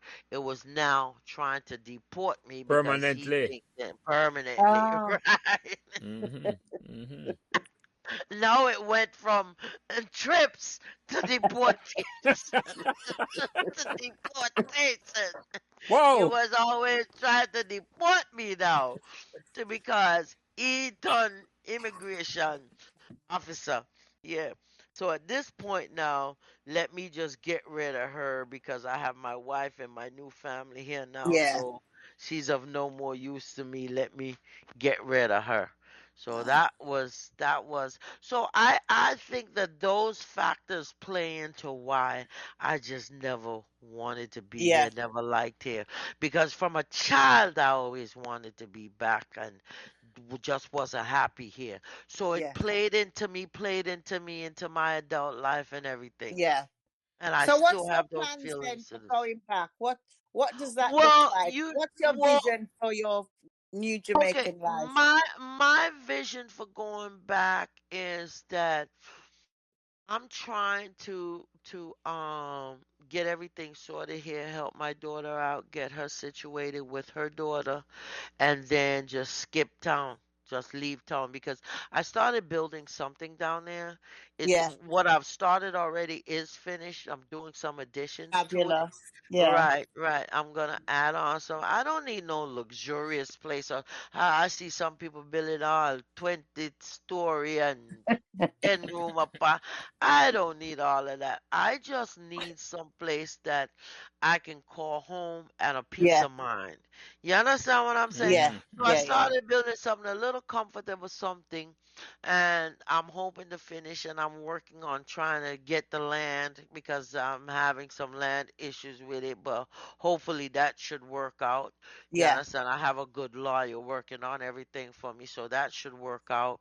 Yeah. And my thoughts of going back, I just want to go back and do some planting, plant some stuff. And I was even looking into the ganja license there the other day, trying to, yeah, seriously, Yes. because as somebody was explaining to me that if you get the ganja license, it's not just the license, there's four different license with this ganja license. Not Yeah. because you get the grower's license, that doesn't mean that you could transport it. So All not right. only do you have to Yes. get the growers, you have to get the transport, you have to get Yes. all the different license. And the person is telling me it's going to cost me about 3,000 US dollars to get all the licensing. But here's Okay. the thing: if you get all the licensings and you planting, you may not be able to make any money. You can get all the licenses and still not make any money. And I asked the person, I said, why is that? Yeah. Because here it is, most of these guys in the government run it and they have Uh, factories, and yeah. they're the ones that you got to align yourself with Mm-hmm. so that they Yeah. can ship the stuff for you and get it out of the You, country. you know what, So D? I'm Just I like, listen to you. uh, No matter what come to you, you're gonna make it. You are a Yes. testament. Yeah. You are a testament uh. to the resilience of immigrants. Yes. No, Why you say that, I'm lad? gonna tell you. I'm gonna tell you, D. Just I listen to your Tell me story now, why. and I didn't know it, even though you and I are cousins. I didn't know the story now. I didn't know a quarter Yeah. it or 10% it. And based on what you tell me what you go through, you go to Yeah. school and them a fight you. Your father fight you, Yeah. right? Uh-huh. Uh-huh. And not never stop you at all. You sing and call Yeah. your mind, you sing Babanda song. I've got to go back home. Exactly. Yes. Exactly. And that keep you going in a day. It's like no matter Yeah. what I know some boy Jamaica dead there. And it not gonna Uh-huh. wait. Yeah. Exactly. There you go. It not gonna Pretty wait. Trust much. it, and nothing Hmm. not gonna stop you, man. Nothing not gonna stop you, No. D. Trust me. Exactly. Nothing not gonna stop you Exactly. at all. Me love your resilience, D. Trust me, man. I listen to me Uh-huh. as a yes. Yeah. Yes. If me then a For fox real. hole you me want, you know. Me want you by side, you know. Exactly. I don't blame you, Lance. I'm the one that you need. I'm the one that you need for real. Yeah. Yeah. Yeah. Mhm. So those were my experiences, and when I was able to get away from him, I was still able to get away from him at Yeah. a young enough age where I could carve out a life for myself. Um, at the age of, when did I get away from him? I was around actually 16 when I finally was able to escape from him and fully get away from him. And then that's when I came to Florida. And Mm. I've been in Florida since I was 16, and I've been on my own since I was 16. Mm. Here Mm. on my own, doing everything on my own. So I've had a rough deal here. Yeah, yeah. So it was from one thing to the other to the other. I wasn't the kind of person that had a mother to take care of me or anybody to do anything for me or give Mm. me anything or pamper me Yeah, or yeah. yeah, nothing at all. No, yeah. Yeah, No, Mm. I so hear in the story, I've D. had to. I didn't even, Mhm. without even knowing, say, at 16, you're up on your own, you fight, you Yeah, Yeah. I've fight. been on my own Yeah, since yeah, I yeah, was yeah. And you moved 16. to Yeah. Florida. So where in Florida you moved to and who you moved to? Or you just go, Okay. When I moved to Florida, I came to Florida when I was 16 and I was here with my grandmother's sister. mm-hmm, Okay. And right, cause my back then you had to write a letter. There was no phone like we have phones now. So Yeah. I had ended up in Jamaica, and right before my 16th birthday, I had ended up in Jamaica. and I was still 15. And my grandmother, I remember my grandmother turned to me and said, "Well, you can't stay here. There's nothing here for you to do," because here it was. My father was trying to play immigration Yeah. again by calling himself deporting me. Yeah. So my grandmother looked at me. She said, "You can't stay here. I don't know what we're gonna do." She said, "But you know what I was thinking? I have a sister in Florida, and I'm Mm. gonna write to my sister and find out if she will help me Yeah. and if you can go live with my sister in Florida." And this was in 1979 Mm-hmm. when my grandmother wrote the letter Yeah. to her sister here. 1979, I never forgot. And of course, it take a while for letter to reach, Yeah. letter to come back, blah blah blah. So by the time the letter reached back to my grandmother, the letter said, "Yes, send her, me let her come, blah blah blah, Yeah. whatever, 'cause I was her best favorite sister." Yes. And then I came here in 1980, and I was turned 16. I came here in Yeah. January of 1980. The following month, I turned 16, which would have been February. And when I was here with my grandmother's sister, she had a bunch of children too Yeah. that lived in the house. She had a Yeah. house over here in Lauderhill, and she had a bunch of children too. And it was like me and she had issues with them. I wouldn't say I didn't. I wasn't a handful myself. I wouldn't say that Yeah. because I may have been a handful myself. But between all the issues that she had with her children, and then for her to deal with me and everything, she just told me I had to go, and I had no place to go but on the street, so I hit the streets. Wow. Oh. Yeah, so Wowdy. I'd been on, yeah, so I had been on my own since I was 16. Yeah, so Wowdy. That's America is very rough. tough. Yeah. Mhm. No, That wow. is very tough. Yeah. And for you land on your feet and I tell you about them Yeah. story. And guess what? And guess what I like about this. Uh, Guess what I like about you. Just a story there and I uh. listen to it. I don't hear no bitterness, No. Oh no. I don't hear no Uh-uh. bitterness in No. it at all. You go through some Yeah. real tough time. I may tell you, I not go through nothing like that at all day. No. And you Uh-huh. Mm-mm. don't pick your Uh-huh. parents, I was blessed to have two wonderful parents, And it's like, Uh-huh. and as since we get old, I'm realizing, right, I bless me Yeah. the blessing, because just be, and you confirm it, to me tonight, yeah. I bless Uh-huh. me the Yeah. bless Uh-huh. me. Come here, other things how Uh-huh. people can act like me. I'm realizing, no, not everybody. As a matter of fact, most people never had the parents, the mother and father were had. Yeah. Uh-huh. Yeah. Exactly. In no time at Exactly. all, my mother and father ever look Uh-huh. at me and tell me, say, boy, I have to come out of the house, I want to Mm. deport Yeah. me, I want to send you going to work to something. Mm. Say, I want him to deport me. Yeah. For real. I hear you. I hear you. Yeah. Oh I yeah, Yeah. mean, Yeah. I've been through hell and back, trust me. yeah, And so as to I think that played a effect on me for not liking this place. it must Yeah. have the, I can understand Yeah. why, I Of can course. understand why. I can, Like you said Uh-huh. at the very beginning, D, all your worst experiences have been in this country. Exactly. Mm. Exactly. So it's understandable. yeah, man, if I had Um. gone through that, I'd have Mm, hate the place today. I would have hate the place. mm, I can't see why. mm. I can't see But why. Yeah. but but you see yourself when you go back to Jamaica, you feel like your daughter is still here, your granddaughter is still here. You're gonna visit still, or you feel like you'll never have anything to do with it again. No, I will still visit here, because here it Yeah. is. I've created a little niche for myself in this insurance industry. All So right. I Yeah. so how my work goes is my busiest season is October, November, December, January, February, March. Yeah. By April, May, June, July come around, it slows off, Be it peaks quiet. off, Yeah. it Mm. gets quiet. So, yeah, I will come back and forth. I do want to see my daughter. You Yeah. understand what I'm saying? And, Yeah. and and and I talk to my daughter every day on a level like this because what I see getting ready to happen in this country, and I don't know if I'm the only person that sees this, Mm. but I talk to my daughter every day, and I said to her, I said, you're gonna have to know when to leave here. Mm. And you're not wrong, I say it to you. You see what happened in Jamaica in the 1970s, Uh, where the country was torn apart. Yeah. unless in America, I don't want to say it big enough. I don't know if it can be divided in a 3 or 4 different places, but I see the same thing there. Yeah. Unfortunately, I see the same bitterness. I see the same animosity we are developed between sometime a race, sometime a class, and it just. And I think people are pushing button behind the scenes, and it's a Oh, wicked. they are. It's a, They are. Mm. it's Mm. a vicious, vicious thing. I see it. Because So you go ahead, D. Sorry, go ahead. because here is what I see.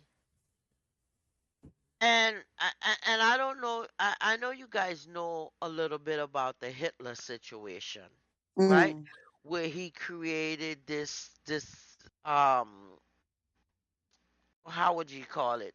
Creates a controversy saying, "Oh, it was the Jews Yeah, that yeah, yeah, Yeah. caused yeah, the yeah. Yeah. suffering, and Jews this and Jews that, da da da da da da, da," and created this whole A scheme of smoke things screen, a to smoke make, screen, a smoke yeah, Yeah. a screen. smoke screen to make what happened in Germany at the time happen, Mm. to Mm. where this mass killing and mass murder of people because they were so different. Mm. I don't see anything different happening here. I see the same thing happening here after a while. I see that's happening here after a while because they're building this great wall against immigrants, like immigrants are this and immigrants are that. And if you listen to what they're pushing and the agenda that they're feeding, like immigrants cause the most crime. Immigrants are the ones who are killing people. Immigrants are doing this. Immigrants. Mm. So it's all a immigrant thing. Immigrants are taking our jobs. Immigrants are killing. Immigrants are trafficking. Immigrants are bringing Mm. drugs into the country. Mm. Do you guys see that, Yeah, or man. is Yeah, it yeah, just yeah. me? It's Is it just me? no, no. It's a common team, D. It's a common team, and that's part of the issue, though. But I think it's a bigger issue than that behind the scenes, and it's like it's a this is just my opinion. A much bigger issue than that. I think financially this country is broke, and I think They've been broke. yeah, they have been They've broke, been broke. but it's not just this country alone. No, the world has broke, and there is a reset where them think need to happen. But Mm. them can't do it without having us distracted and fighting against each other. So I Mm. think people behind the scene are push and it. But as I say, I don't want to get into that because I'm mostly speculation. I'm behind the But you're right, D. Well, go ahead and give us your speculation Be, because behind the paid wall, D. Behind yeah. the paid wall, behind Uh-huh. the paid wall. Uh-huh. I would tell you my Uh-huh. speculation behind the paid wall, D, because Yeah. there's a Uh-huh. solution, Uh-huh. There is a solution. I have my solution in my mind. I think the future going to look like. But those are to come and behind. When I find through my thought about it, I will bring it publicly. But for right now, Yeah. we will talk about it behind the paid wall amongst yourself and the sides there, yeah. Well, you know what? Maybe you need to create another Podcast. Discord channel, and we talk about other things. Oh, D, oh, Yeah. you know that's on my mind. That's why I said that. You should. You No, should no. create No, another well, no, me and Discord Dean talk channel. about this already. No worry. Me and Dean have spoke about this already, so don't worry. You'll be part of that crew, Yeah. so don't worry, D. What have you? Yeah. Yeah. Create another Discord channel and we all jump on Yeah, and man, we yeah, man. talk and we build Yeah, this man. thing here. When I find. Cause I can't. No, man, I have the solution ready for talk about, man. It's complicated and complex, but I want to simplify it in a way that we can talk to it about people and just make people understand. Say. But as I say, I can't talk about it until I don't want to talk about it publicly until I find you my message. You follow me, I said to you, so Mm. don't worry. Yeah. This Yeah. program is about Yeah. you tonight. I don't want to get distracted. Yeah, I know, right? Yeah. No, man, so let me So ask. so those. Go ahead. Go No, let ahead, me ask you Lance. something. So your father still around, or what kind of relationship did you ever? No, he passed in 2005. He passed in New Okay. York. Mm-hmm. Right. So did we ever have a relationship? No. What did I go to his funeral when he passed? No, because but I grew up hating him. Yeah. Yeah. I grew up hating him. I never had any love for him. I was abused by him, physically abused day in, day out, day in, day Mm. out. I was Mm. abused by him. He never showed me any love. I didn't know. I don't know what love would be looking like coming from a father. Mm, Mm-hmm. mm. And worst of all, I don't even know what love looks like coming from a mother. I didn't grow up with your mother at all, right? So, Exactly. let me ask though, Dee, you were going back every year for a while. Uh-huh. So, Uh-huh.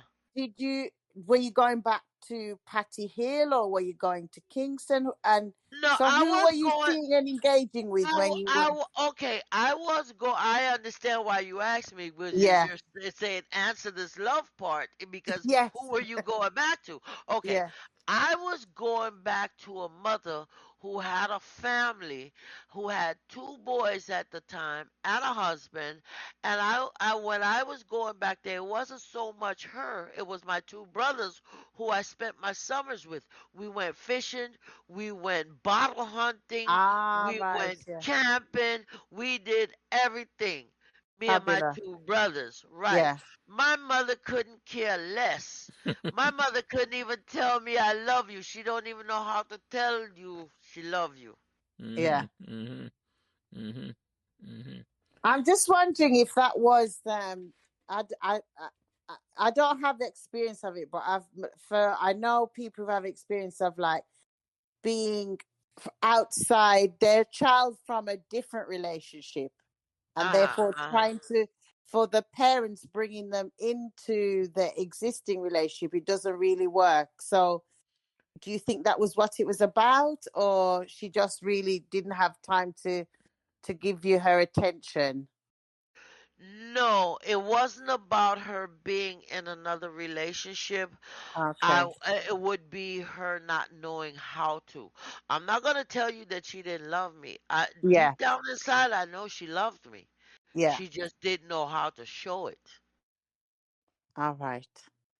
All She right. I, didn't I think know. that I think No. that's what I come to do. That's exactly what I come to. I don't think she knew how Hmm. to show it. But She Mm, because, don't know how to show it. because Yeah. if you know the history behind her mother, our grandmother, is that her father died pretty, her, my gra- our grandfather died pretty young. Uh huh. mm, So your Uh huh. mother mm, grew up without a father, in a sense, mm, Exactly. mm. Hmm. grew up without a father, and that and maybe that's why my mother is such a special, because maybe she grew up with a mother and father up until a certain age. But yeah, so she didn't know for sure it at all. No, Mm, Yeah. it was a difficult childhood for them too, because mm. very A difficult for them. lot of them I heard was given away to go work. Yeah, Yes, Yes, I had yes, even heard your. I had Gina. I had even heard your mother talk about how yes, yes, my she mother talked was about it too. given. My mother talked about it too. yes, No, yes. because her husband had And It died. I was laughed. it was a traditional thing to do, wasn't it? Because there was so And, many of them And the who would fa- I and just the man laughed. and they the man was farmed in the out their house, right, children. right, Yeah, right, right, yeah, yeah. right, Yeah, right, and right. me and she sometimes laugh about, because she showed me this beautiful picture of her when she was young. That's why me Mm. and your mother get along so good. And she was talking about how she worked in this factory, and they would have Yes. her model up yourself, model up yourself. And she said she didn't realize she was modeling clothes for this man that owned this factory. They were making, you know. Yeah. So I would Yeah. laugh and say, yeah. So sometimes I said, model up yourself, model up yourself. Yeah. And then Aunt Gally too. She speak of the same thing, that she was Yeah. given away too. Yes. Yeah, So Yes. all what? them Yeah. talk of that. All them talk of that. The Yeah. two one of them Yeah, talk of and that. Yeah. then but my mother, who's the rebel out of all of them, she wasn't given away. She went away. You understand? So Yes. talking to her, I'm like, okay, what happened? Oh, me left. Me go so and so. Me Yeah. going at this a person, and I'm like, really? To Yes. whom did you go to? She do You her know? own thing. She do her Yeah, own she thing. was doing her own thing, which was the Mm. weirdest thing. And I'm like, I can't believe this woman. She got a whole history of different parishes that she's been to, with So who she been with and what she so was doing there. so what is the Mhm. relationship like, first of all, with your brothers them? I know one of them died because he was Okay. very close to Well, me. well, the the relationships that I had with my brothers, me and my brothers, we loved each other because we grew up with each other.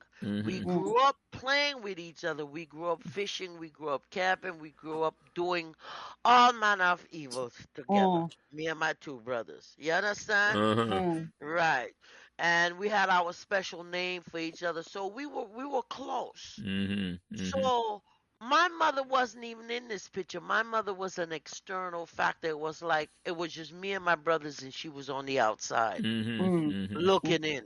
Mhm. You understand? Mhm. Mm. So yeah, I had a great life with my brothers and I looked forward to going to Jamaica every summer just to be with my brothers. Mhm. All Mhm. right. Yes. Yeah. That is. Especially we would go bottle hunting, and when I say bottle hunting, 'cause you know when they drink the beer across road or whatever, Yeah. they drop the bottle. Sometimes the bottle get buried so deep in the ground after rain and mud and all. So we would go and dig up these bottles and wash them off and go sell them Yeah, yeah, yeah, and get yeah. Back. Yeah. money. Yeah. Yeah. I'm by mackerel Food. and Yeah, then yeah. go, I'm by 1 pound of flour Yeah. and we No, Mm. no. gone our kitchen I, gone I cook. used I used to do that to Dara Town, and I go Meadowbrook. I used to go. I was a buckle police. I go around and collect buckle. But Right, there you go.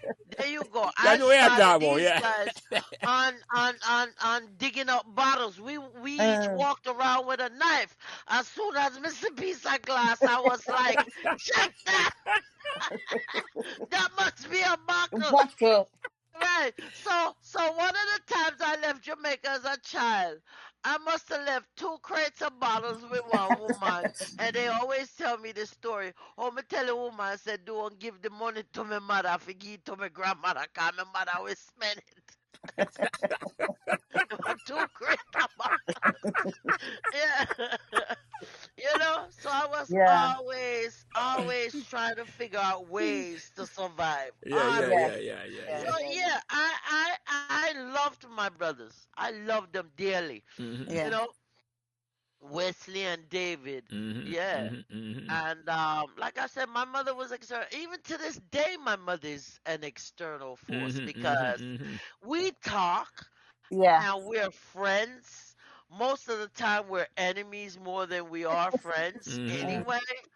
But for the most part, we talk and that's it. I think, but the relationship with my mother now is more of a transactional Mhm. relationship, Mhm. Mhm. Mm. meaning that okay, did you send me money for the month? I was like, yeah, Mm. I sent it. Did you get it? Oh yeah, I got it. Oh, Yeah. did you say? Oh yeah, let me see if something all tight. It's more of a transactional.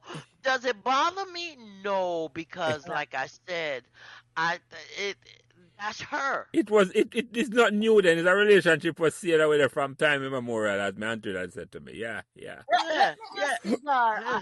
Let me ask you, Dar. I know we asked a lot already, but it's Uh-huh. just interesting to me that you're sending your mom money. Because I think that's one of the things that's like part of the immigration story, isn't it? Mhm. Mhm. That no matter, you even though you was a little girl when you left, you've come round to I'm sending money to my mother. When did that start? What make you think you had to do that? Or it's just something you want Okay. before?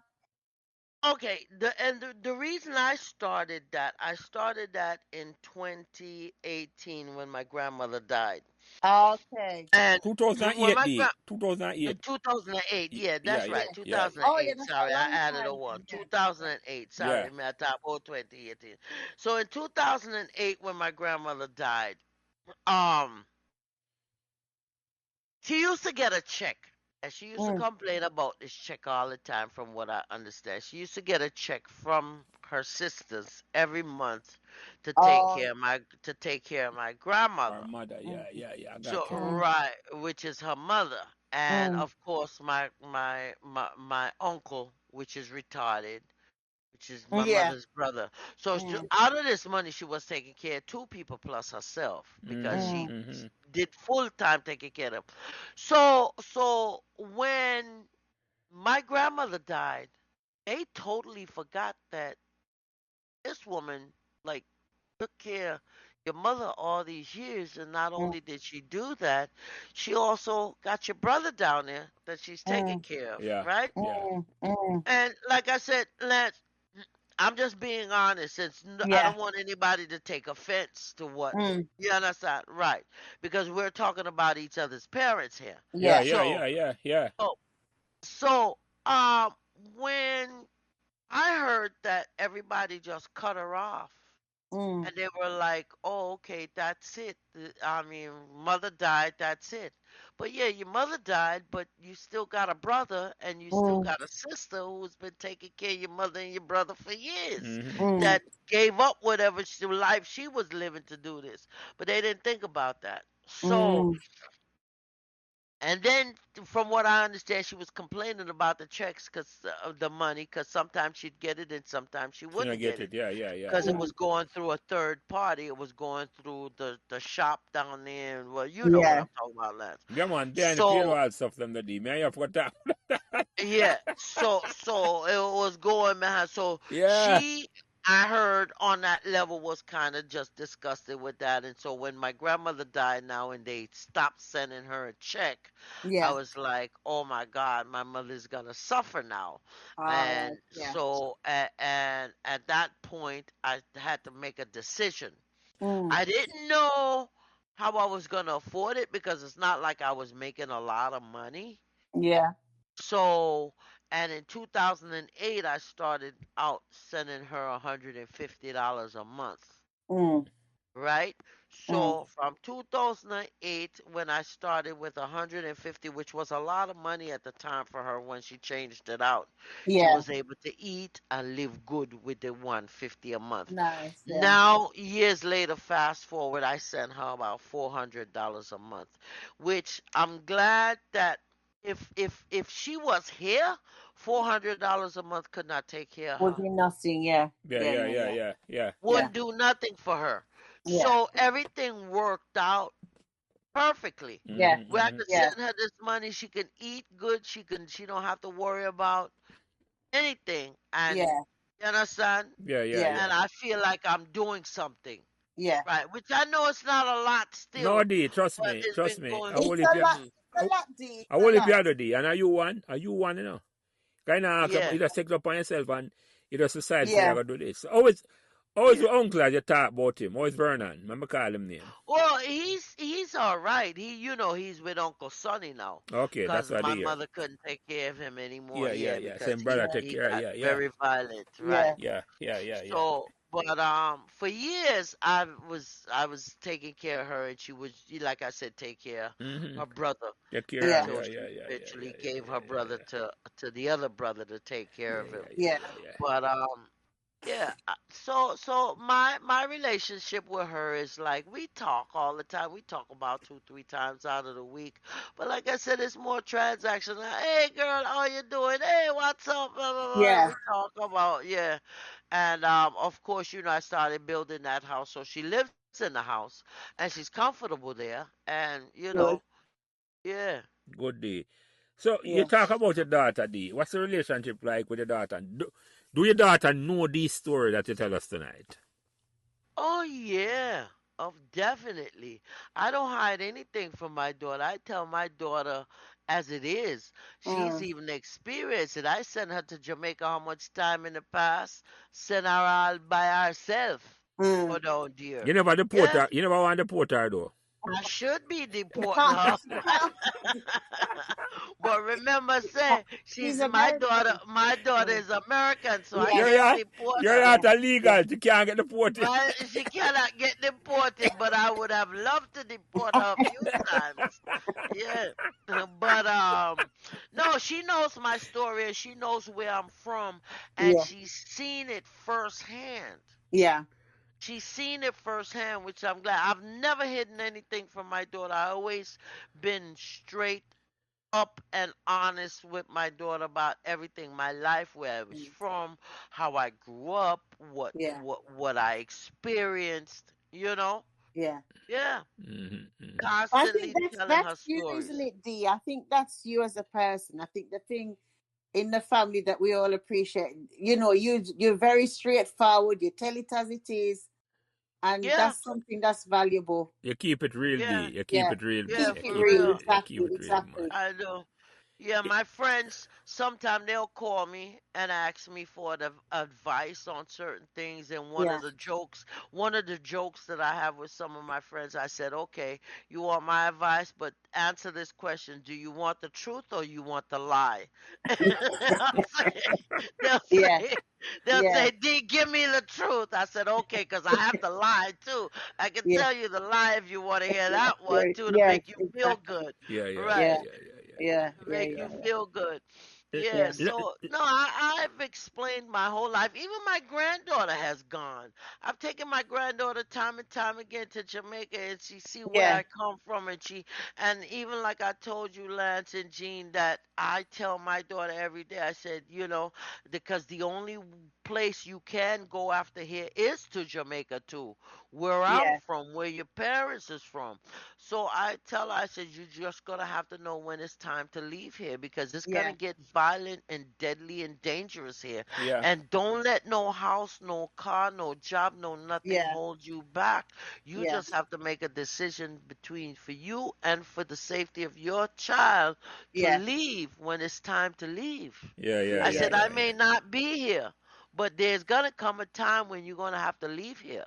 yeah. Oh, okay. Mm-hmm. Yeah. Yeah, I see it. I see it. Mm. But Mm. like you said, Lance, that's something that we're gonna have to talk about in the Behind the paid backstage. wall stuff, them the D. It's an Yeah, opportunity at the yeah. same time as well as like a security, but it's have to do with all that thing you mentioned about like remittance and all them things. It involve that sort Yeah. of opportunities and all them. But there's something Uh-huh. I've mentioned it to Gene a little bit, so Gene know exactly what Yeah. I'm talking about. So, Yeah. and Yeah. because you're in a circle, and I'll let you know about it. Don't worry. You Oh, okay. All right. Cool, cool, cool. Because for a long time, like I said, I've told you, I was so excited to hear from you the other day. I missed you, no actually. worry, man. Yeah. I'm out of witness Hmm. protection, you know, D. You know what I said? Okay, I noticed. I And as noticed. them say, Admiral Bailey song we sing to you a day, them think me the done. But guess what? Uh-huh. But just a You just a go. Yeah. Uh-huh. Yeah. Yeah. But let me ask you a question. Let me ask you a question. Trust me, Mhm. your story fascinating. I sorry, my daughter Uh-huh. there tonight ask you some Uh-huh. question. But Jean, trust me, you take over this for me nicely. No one knows say Okay. if I go up on vacation, I can say Jean, just host this for me. Uh-huh. Seriously, I Uh-huh. don't know about Dar, she Uh-huh. she do a wonderful job. Me never have open my Yeah, mouth she at did all. a that. wonderful job. But Thank you. Thank you. before this is over, I also want to mention another side to my father Please. too. Yeah. Yeah. Yeah. So solidify what Yeah. I was trying to say about Yeah. him and my relationship. Over the course of the years that I lived with him, he was involved a lot with this organization called um, the Rosicrucian Order, which is a Scientology type organization. I don't know if you guys familiar with the Yeah, I am Yeah. familiar. I Scientology know what I've you're Order. heard. talking about. You have an idea what you're Yeah. talking. I do have an Okay. idea what you're Yeah. So talking. Yeah. Yeah. he was with this Rosicrucian Order for years. Yeah. And on top of him being with this Rosicrucian Order, he used to have a membership with them and he paid thousands of dollars a year to get their books to read and to Yeah. do all kind of crazy stuff and da da da. And on top of that, he was also into obia, Mm. or what you call Yeah. how would you guys call it? Is that what we call it in Jamaica? Obia, You will be a right? same me Phobia. or black magic, Obia. black magic Black magic, Yeah. right. yeah, yeah, Yeah. yeah. So he was heavy into that. Not that he was actually doing it himself, but he was believing that people was always hurting him. So he was always going to these people to get read up, to So get him spend bats whole to heap of money upon buy. that then D. Him spend a He whole heap of spent money. a lot of money doing that. So part of the thing that happened to me as a child growing up was I was never sexually abused, but I felt like I was sexually abused in certain instances. And some of the instances I felt like I was sexually abused was he used to take me to these guys that I don't even know who they were that would strip me down and give me a bath. Mm. Men. Mm. Men Mm-hmm. would strip me and give me a bath, Mm. right? And say them a bathe me cause what be they upon me and this they upon me and that they Mm-hmm. upon me. Ah, right. And he used to go to these churches where they wrap their heads. What do you call them church there again? My father used Lance to call him the Pocomania Church. Mm. Poco Yeah. Mania Church, Mm-hmm, right? mm-hmm, mm-hmm. And of course they had the long table with the bread and the candles and the water and the whole 9 yards. So he was in this heavy, heavy, heavy, heavy. Yeah. And hmm, so part of that also was an abuse. I was being abused Mm. because and so But you had so nowhere when to I turn, say D. You had nowhere to I turn. had nowhere to turn. So Wow. so he would take me to these places. They would strip me down, bathe me, touch me in all kind of Mm-hmm, ways mm-hmm. I can just imagine, as D. if they're bathing me. Right. I can even remember one of the times they took me out to Coney Island. That's after Coney Island was disbanded, right? Because Coney Island was where you could go and do rides Yeah, yeah, yeah, Yeah. yeah, yeah. like a circus and blah blah blah. But years after I went to America, Coney Island got disbanded. Nobody was doing anything like that in Coney Island Mm. anymore. But the beach was still there. And I can remember one of the incidences where they took me out there and started a fire and put a pot on the fire out there in the heart of the winter. Mm. Strip me naked and kill the bird and pour the blood in my head. Wow. Wow. Naked, naked as the day I was born. So I experienced a lot of bad things. If I wasn't strong mentally, Mm. throughout my life, I would have flipped already behind these No, but I feel situations ask that you this, happen. D. Because where you tell me I know, if Hmm. you go through all them thing there, Uh-huh. you go through the valley of the shadow of death, you know. Where Uh-huh. you Yeah. face Uh-huh. on them thing then, I mean, I say you come out, I'm have to repeat this, you come out strong and resilient Yeah. and Uh-huh. not bitter, D, and not bitter. Come here, Uh-huh. you laugh Uh-huh. and you talk. I'm no wanna put it on. That's the real you. If all Uh-huh. me I say to you, how Uh-huh. you do it? Where you get that strength there from for no say go through all them thing there? I just in a sense, you never make just it no affect you, you know, but it didn't stop you. It never tear you down. No, Yeah. it didn't. It never tear me down because all the years that I went through this with him, I never believed in any of that stuff. All right. Mm-hmm. I just Yeah. knew in the back of my Yeah. mind, this can't be right. Something is Yeah. wrong about Yeah, this. yeah, yeah. Yeah. Yeah. And it never Something intimidate is you for say, wrong. yeah, yeah, yeah, yeah, Right. yeah, Something is wrong. As a matter of fact, I'd run far from a church. yeah. I see a Yeah. church coming, I'm going in the next Direction, direction. yeah, yeah, Yeah. yeah, yeah, Yeah. Yeah. yeah, Yeah. yeah. Yeah. Yeah. Me put it a little more delicately. Anybody who try to control me, Mhm. which Mm. is enough church, me I run far from them. Don't come try to control my mind. Exactly. Don't try to control my mind. Exactly. Me I go Yeah. Mhm. me go on like me in the spirits and just cuss a whole heap of Jamaican word I'm not gonna use for the program. Right, right. Exactly. So me I end up on the same Exactly. way with that So, day. yeah. Me I end up on the same way with Yeah, that. Trust me. so Mm. I just knew as a child growing up. That never Yeah. right at And all. you know that something just wasn't right about this. Mm-hmm. And you know we're very impressionable and we usually Yeah. Yeah, that's what me I say. follow Right, in the right, right, footsteps of right. But what you. our parents do. But Yeah. there was just something back there in my mind telling me like, no This not way. right at all. This Do you, do you something is know what, wrong Dee? with this. Do you know Uh-huh. what, Dee? I'm thinking though that the foundation you were given in Jamaica up to 7, because you know they say, give me a child until they're 7, give me a boy till he's 7, and I'll show you the man. There is something important about children's minds up to 7 and how you impress them.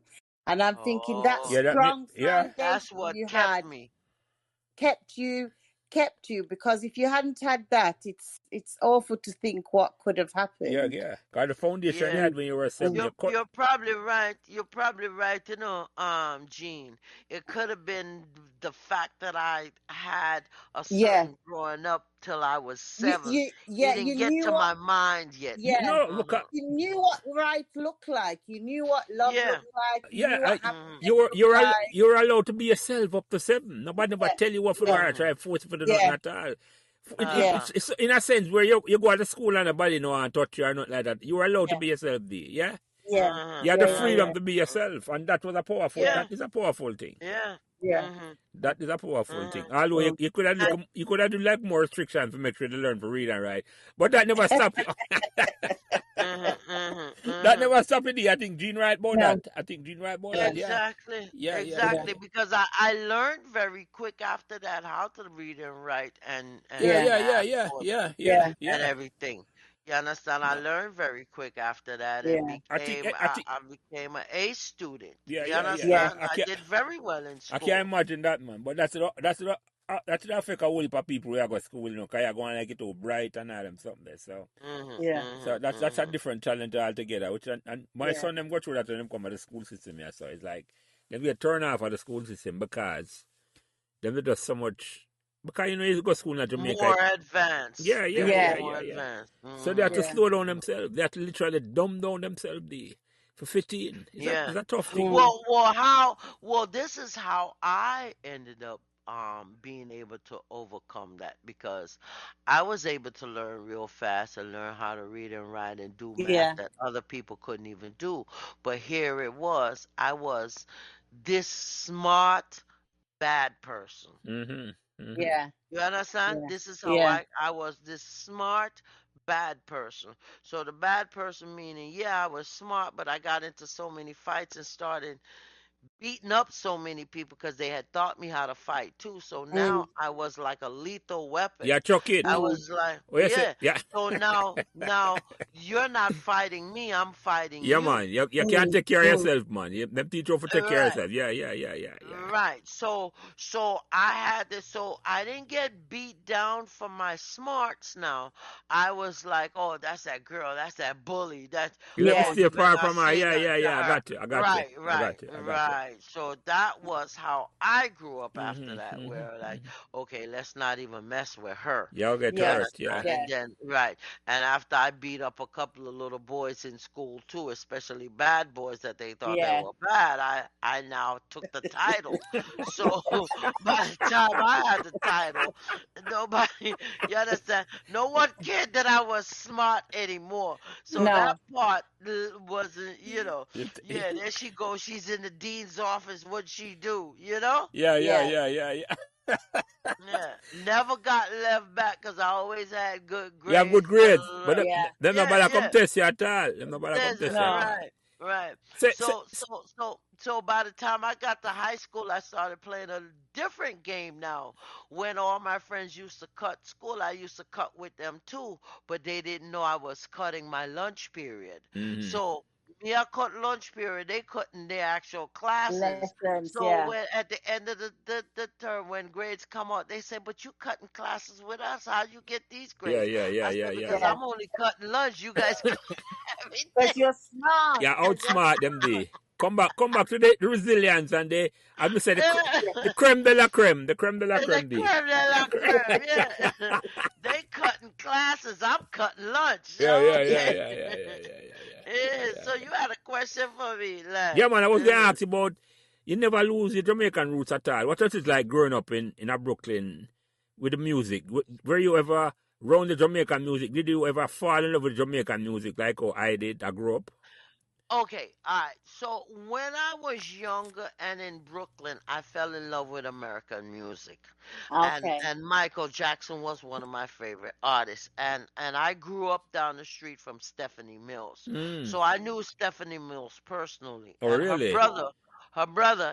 her brother was in my third grade class, and Stephanie Mills lived on Troy Avenue, Yep. so Oh.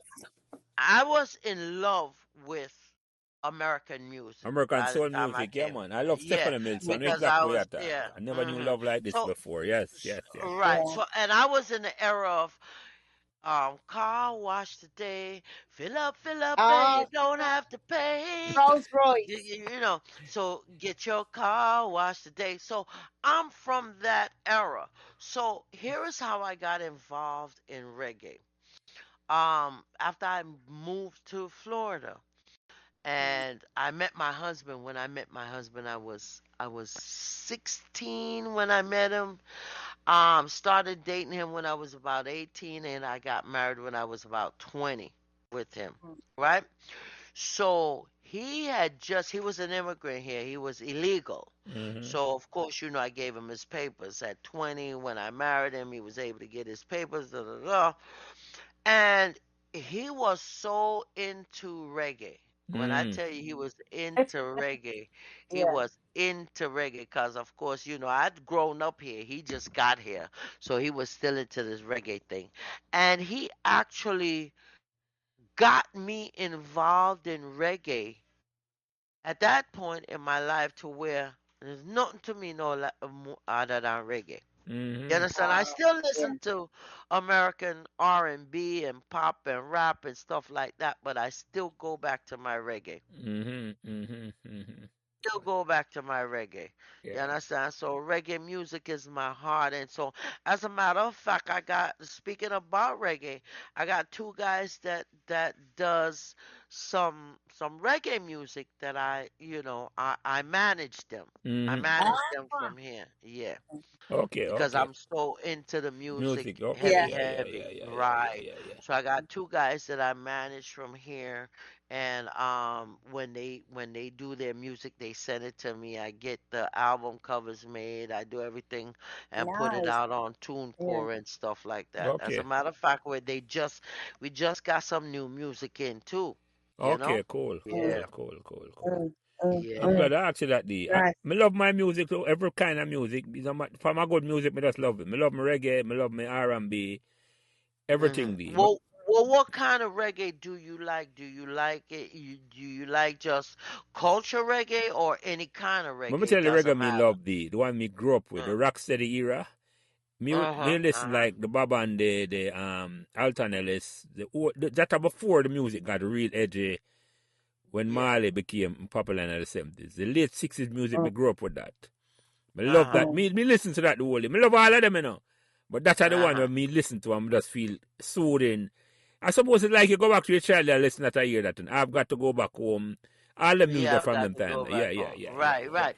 But you do know that the kind of music that they're doing now doesn't involve all of that. The beats are even I know, I different. know, I know. They're Right, Mm, right, doing, yeah, right, they're right, doing right, right. trap beats now and not even reggae mm. No, itself. no, I know The that. I know beats Ah, that. that D. they're That different using is thing so completely, I know, different. yeah. Right, I've lost right. touch. It's a I've lost touch with the total, music, you know. I know exactly what that about. I just if you can't total if you tell different me a thing. Jamaican artist, I know I might have to go take a second guess and listen for say who. But Mhm, yeah. I mhm, have mhm. lost. I've lost. I don't. I just. I'm a daughter cousin both and I said that. But I said to them, said, listen, the music what I play now. I had a discussion with somebody made up on another different podcast there. When they come up, me send it to them, a producer from Uh-huh. Jamaica. And it's like we agree and I said, boy, the quality music we make back in the 60s, the 70s, and in the 80s, it's different than now. Different quality Mm, music. I mean, maybe mm. I'm wrong. It is. Because if you listen to the kind of music that I'm pushing out right now, you'd be like, oh my God, what is this? Yeah, But this is Okay. what I'm gonna be honest with you. yeah, yeah, But this is what the majority is pushing out. The beats are different. yeah, yeah, It's yeah. not like before. If I send you the last three songs that I just threw up on TuneCore, you'd be like, what the hell? It's But this. they're nice songs. Don't get me wrong. Yeah, It's yeah, just yeah, Yeah. that the yeah, yeah. beats are not reggae beats. They're going into these trap dance hall beats or these trap beats, and they Mm. call it trap dance hall, but no one knows what category to put it in. Mm-hmm. All you know is you got a beat and you got somebody in the background talking in patois. Yeah, That's yeah, it. yeah, yeah, yeah, yeah, yeah, yeah. Yeah, Yeah. Yeah. yeah. Yeah. But You got a beat and you got a guy in the background yeah, talking yeah. in But patois. it's a All right. it's a age old discussion, D. It's like when I mean our parents think say when we start listening to Rocksteady, our wrong with the music. But time will tell. Time will tell what survive. Yeah. I Uh-huh. don't know. And now I'm not going to be too judgmental about it as a boy different than I was. And me I say, me don't know. Uh-huh. It might Uh-huh. turn out much better. I don't know. I don't know, D. I don't know at all. I don't know. Anyway, Right. D, believe it or Well, not, we look a conversation mhm. here with there and we could have gone much longer and over 2 hours there talking, Wow. Yes, we Yeah. over have. 2 hour Yeah. Mhm. conversation with there talking, I mean, I tell you, this has been a wonderful, fun conversation, D. Trust me. Yeah. Uh-huh. Mhm. It's been enlightening, Dee. And Okay. I think Mhm. like Lang says, over the fact that you have come through what you've come through, and had the Uh-huh. journey you've had, and you still laugh, you make joke for everybody, and you know you're finding your way through to get yourself settled back where you belong is wonderful. Mm-hmm, You know, mm-hmm. give up. You know, Okay. give up. Yeah. Mm-hmm. Yeah, yeah, yeah, yeah. And is there, well, let's go for the two and you take this first day. Is there any question where you think we could have asked you? Anything where you want to bring up? We may never bring up any at all. The floor is yours. No, I think I covered everything Yeah. from leaving to coming here, my experiences here, Yeah. and what what I encountered coming here. And it was just, I think I got my point across to show that, yeah, I did come from an island, and this place should have been a better opportunity for me, but I don't see it that way. I'm more comfortable back in my island, which Yeah. I'm trying to get back. You know what I'm saying? Yeah. That Yeah. Yeah. transition where you're thinking, oh, okay, well, maybe she's happy here, or maybe she could have done more here, but no, it's more of, yeah, I came, saw, conquered, now I want to get back. Yeah. Right. Mm-hmm, Yeah. It's mm-hmm, not, mm-hmm, mm-hmm, mm-hmm. it's there's Yeah. nothing here for me. Yeah, yeah, Right. yeah, yeah. And Nothing Eugene, here for me, any sir. question anything we could have asked, any topic where we could have bring up, I didn't bring up any at all. No, I think we cover it all really, and I think these been wonderful in opening up so much about quite sensitive subjects Yeah, that yeah. lots of people wouldn't be willing to share. So I think it's been, Yeah, man. like you said, fantastic. This will make all the people not be afraid to come talk them story, man. Yeah, This is not no yeah, judgmental thing at all. Just to make you talk, no, Yardy. exactly, Me glad you Yeah, come. exactly. yeah, yeah, Glad Yeah, you come. yeah. Glad yeah, you come. I'm glad I was able to let you guys know my story, because a lot of people don't know my That's story, the and purpose, so yeah, D. Yeah, yeah. sometimes you judge people and you don't You don't know the you background, D. don't You know, don't know. yeah, Yeah. you've never yeah. walked in their shoes. Choose Yeah, yeah, You yeah, see exactly. what yeah, I'm yeah, yeah, saying? yeah. You've Yeah, never walked in their exactly. shoes. So you don't really know them until you've walked in their shoes and say, "Oh my Yeah. God, I didn't know she experienced this, or she experienced that." Mm, Right. No, but You mm, know? you can't thank Gene for this. You know. Gene, me check you and say you can't call D. I'm saying, no, you're right. I'm just gear up. I'm reach out to you and call you and text you and identify Right. myself. And they say, well, Lance, this so long. You look like I'm doing a witness yeah, protection. But, you know, I, Yeah, yeah, because I was like, I was telling him, you know how many people I asked for his number, and it was like, yeah, oh my God. And everybody was like, oh, you don't want to talk to nobody, but like I said, that's a but you say, backdoor no, behind thing. the paid wall, I'm going to deal with that, Dean. Don't worry. That's going to come Yeah, out. the No? big okay, That will come Yeah. up. But, okay. all right, before I Good. close out the program, I like asking the two and you go first, Gene. Any closing remark before I close out the program, yeah? No, no, I just think it's good that you know, you expanded it to include the immigrant story generally. Just anybody from Jamaica that like leave and come back, or then parents leave and come back, because it's such a diverse set of experiences and journeys. So it's good to hear all of the different ways that it impacts on the nation. Yeah, man. The fancy word is the diaspora, Maddie, the Jamaican diaspora. Yes, Yeah. yes, That's exactly, right. At them And, one. and, and I liked the conversation because we were able to open up and talk about everything. It wasn't limited to, okay, let me ask you this, answer this specific yeah, question. That's it. It was open up to, it's a free for all. You could just yes, Yeah, talk. man. And I yeah, like that idea. I like yeah, that Yeah, man. That's the idea. purpose. It- Free for all. yeah, That even not tell me what me I think and already. I say, yeah, Lance, you need to have another one right. about a future podcast where we're going to talk about. Exactly. yeah, Where we talk about politics, maybe, or other things that's But going no, we're on going in to the talk world. a Not big. so much politics, but just No, man. regular, We're going to average, Yeah, daily man. stuff. I say that me talk about me and Jim talk about this already, but me now mention it Yeah. in front. But me talk to you afterwards, and next week me call you and tell you exactly. Yeah, let the three of us, because I think Gene has some good ideas, Listen, and I I think, tell her now, say listen, me and her do something from long time because guess what? She have this yeah, nice. Me tell her now, say once you come on and you have a nice British accent, no matter what you're saying, that I got sound like a sensible thing you're saying. it sounds yeah, wonderful. it could be crap, and they think, Yeah. oh yeah, she British. So trust me, Oh God, the no. message I got sound clear from I Gene. missed it. So we're gonna find you the message and I come missed up again. I tell you, don't worry. I mean, or we we could create this and it could be just fun. Like we could just pick Exactly. topics. Fun, Dean. But But I guess it don't have to be nothing, serious. No, you no, know, no, no. It don't have to serious, be. No, right? no. Right. No, man. Yeah. That's the whole idea, no. I want it to be fun. Because I enjoyed this. I enjoyed it. this, I want believe it to it be or fun, not. D. But guess what? At the same time, but I don't want to talk. I want it to be fun, but I have a ulterior motive. It will be fun. You But have an agenda, isn't it, Lance? You have your agenda. well, we attend that, D, but it will be fun. By the time them know what I go on, they must say, right, that Lance, yeah, man, watch it. As I said, D, Okay. them things I'm done, man. But guess what? But you just not go. For real, I hear you. For real. Anyway, D, you have any closing remark before I close out the program, D? No, not really. I think I've said all that I could possibly think of saying. Exactly. I mean, I enjoyed it, and I think you can expand on this, and I think we could talk about more subjects, opening up another chat room. You understand? We could talk about other things, and I enjoyed the time that we spent talking. I was able to relay my story. Yeah, man. And I'm quite certain other people out there have something similar. Definitely. You see, even Very similar. even the story about the genealogy, I'm fascinated to know more about that, because I've never done research. Me too. So I have to get you and Sonia on, because she had told me that you and I collaborate on a lot of these things. So one of these weeks I go get the two on, and then we kind of start about that. We kind of start about that specifically. You see me, I said to you, I'll be fascinated to know about that, because people usually ask me, Lance, I say, listen, I'm a human being. I ask about no color. But just, I know you're going to tell me, say, my grandmother was a white. I say, yeah, your grandmother was a white woman. Yeah. You never matter. You don't see the color of your mother? I know, D. My mother used to get cussed. Hold on. Lana, your cousin and Jean's sister, tell me a story. Say, Mommy carried Peter one time, right?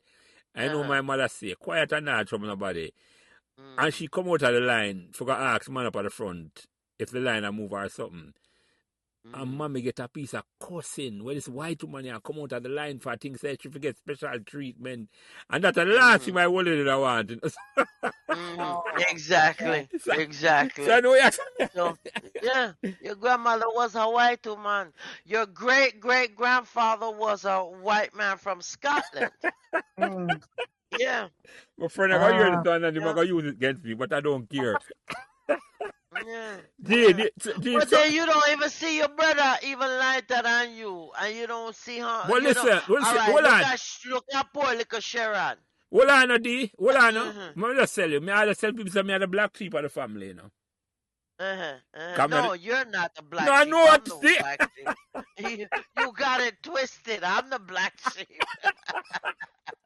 Because I'm the darkest one, D. But I just tongue in cheek, I use it. Listen. But tell my mother, say, Mommy, because I'm usually get out of trouble and I cuss away. I say, Mommy, you sure I switch them, switch your hospital and give somebody. I should laugh and say, I should switch you and left you because I think you're too much talking. But you get too much talking. You ain't lying. Yeah, Jean, you sound like you had something to say. No, I wasn't saying anything. I was just listening. Okay. Anyway, ladies, this has been fun. Trust me, this was a fun conversation. I love to see. We talk about serious topic and we laugh and chat about it, and it's all about expatriate memories here, sir. So, Dewnette, I hope I'm pronouncing it properly. Dewnette, and I know her as D or Dar. Reed, Jean, Fosterwood, this is me. And I'm not going to use my name on that movie. Let me use it. Glaister, Lance, Prince. Thank you for spending the night there. And Thank you. God bless us all, and God bless that great country of Jamaica where we come from, where we roots never leave, and all that think about back home, so don't worry about it. So, thank you all. Have a good night. I appreciate it. All right. All right. You have a good night too, Lance. Yeah, man. Bless up. Thanks. Okay. Thanks for listening to this conversation. Expatriate Memories is grateful to all those who have listened and enjoyed our interesting discussion. And we want you to know how much we would enjoy hearing from you also. If you would like to join in our conversation, We would appreciate if you would contact us via email at expatriatememories@gmail.com. It's fun, it's easy, and it will be memorable. Thank you, and we hope to hear from you. Thank you, ladies and gentlemen, for listening, wherever you may be across the diaspora, America or the Caribbean, Africa, Europe, or the UK. My name is Lance Prince. I'm the host of Expatriate Memories, where you, your friends, and family can, for the foreseeable future, come and share stories about immigration experiences. Ever since June 22, 1945, when the Agorese of 1,700 plus pioneer migrants traveling on the HMT Empire Windrush from Jamaica and other Caribbean colonies arrived on England shore, our diaspora has been a melting pot of diverse experiences, cultures, and contacts. What we call the Windrush generation extends from that initial contact with the host community at the Tilbury Docks to the passing of the British Nationality Act of 1971. Every individual story has a unique quality which contributes to the distinctive character of our diaspora. It would be beneficial, therefore, if our great-grandparents, parents, children, and grandchildren of the Windrush generation would come together and take this opportunity to share experiences. An appreciation of the immigrant journey would be enriched and foster greater awareness of the value of their contribution to the host community as well as countries beyond. We know so far that the Expatriate Memories, a series of conversations, has already attracted the support of a majority of thousands upon thousands included in diaspora today. But true success depends on whether we are all committed to making that happen. As far as our model is concerned, it is definitely participative and inclusive. Indeed, you can commit to the process right now by letting us know at expatriatememories@gmail.com that you are willing to join in conversation about memories from your own immigration journey or migration of someone else may have affected you. Thank you so much for your continuing support, and should you have any suggestion as to our reach or content, please contact us at expatriatememories@gmail.com.